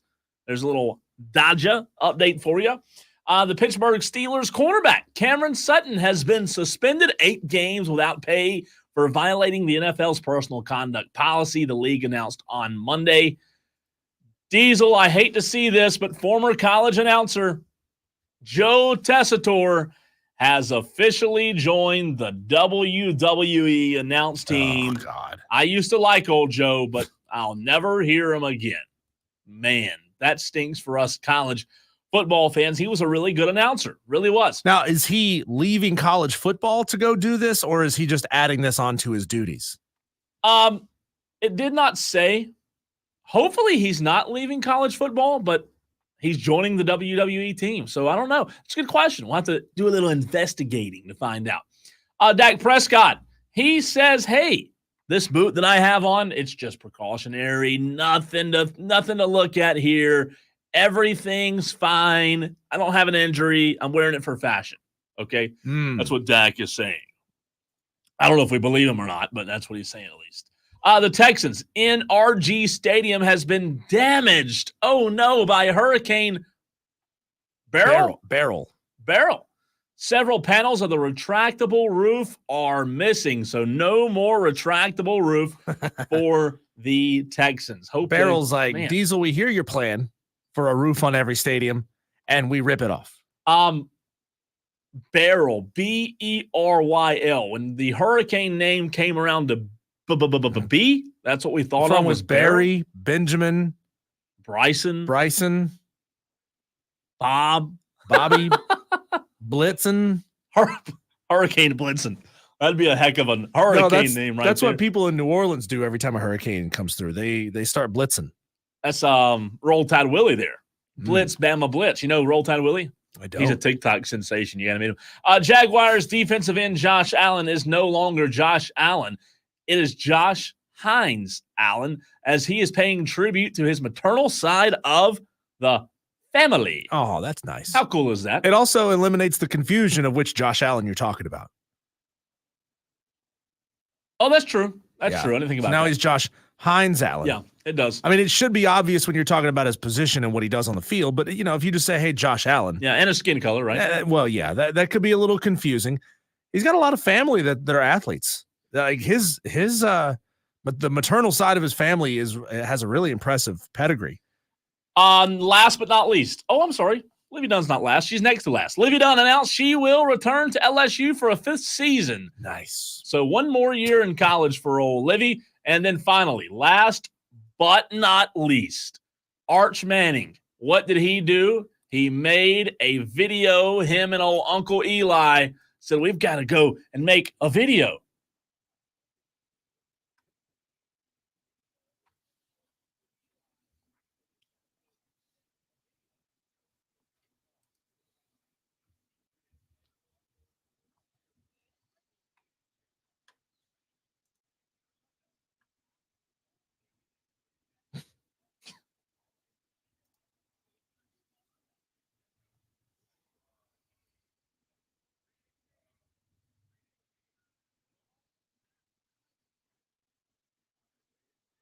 How about that? Arch Diesel? Manning's voice is deeper and manlier than Eli's is. Isn't that crazy? True. It's true. Oh, that was fun. We'll do it again tomorrow. Tolo.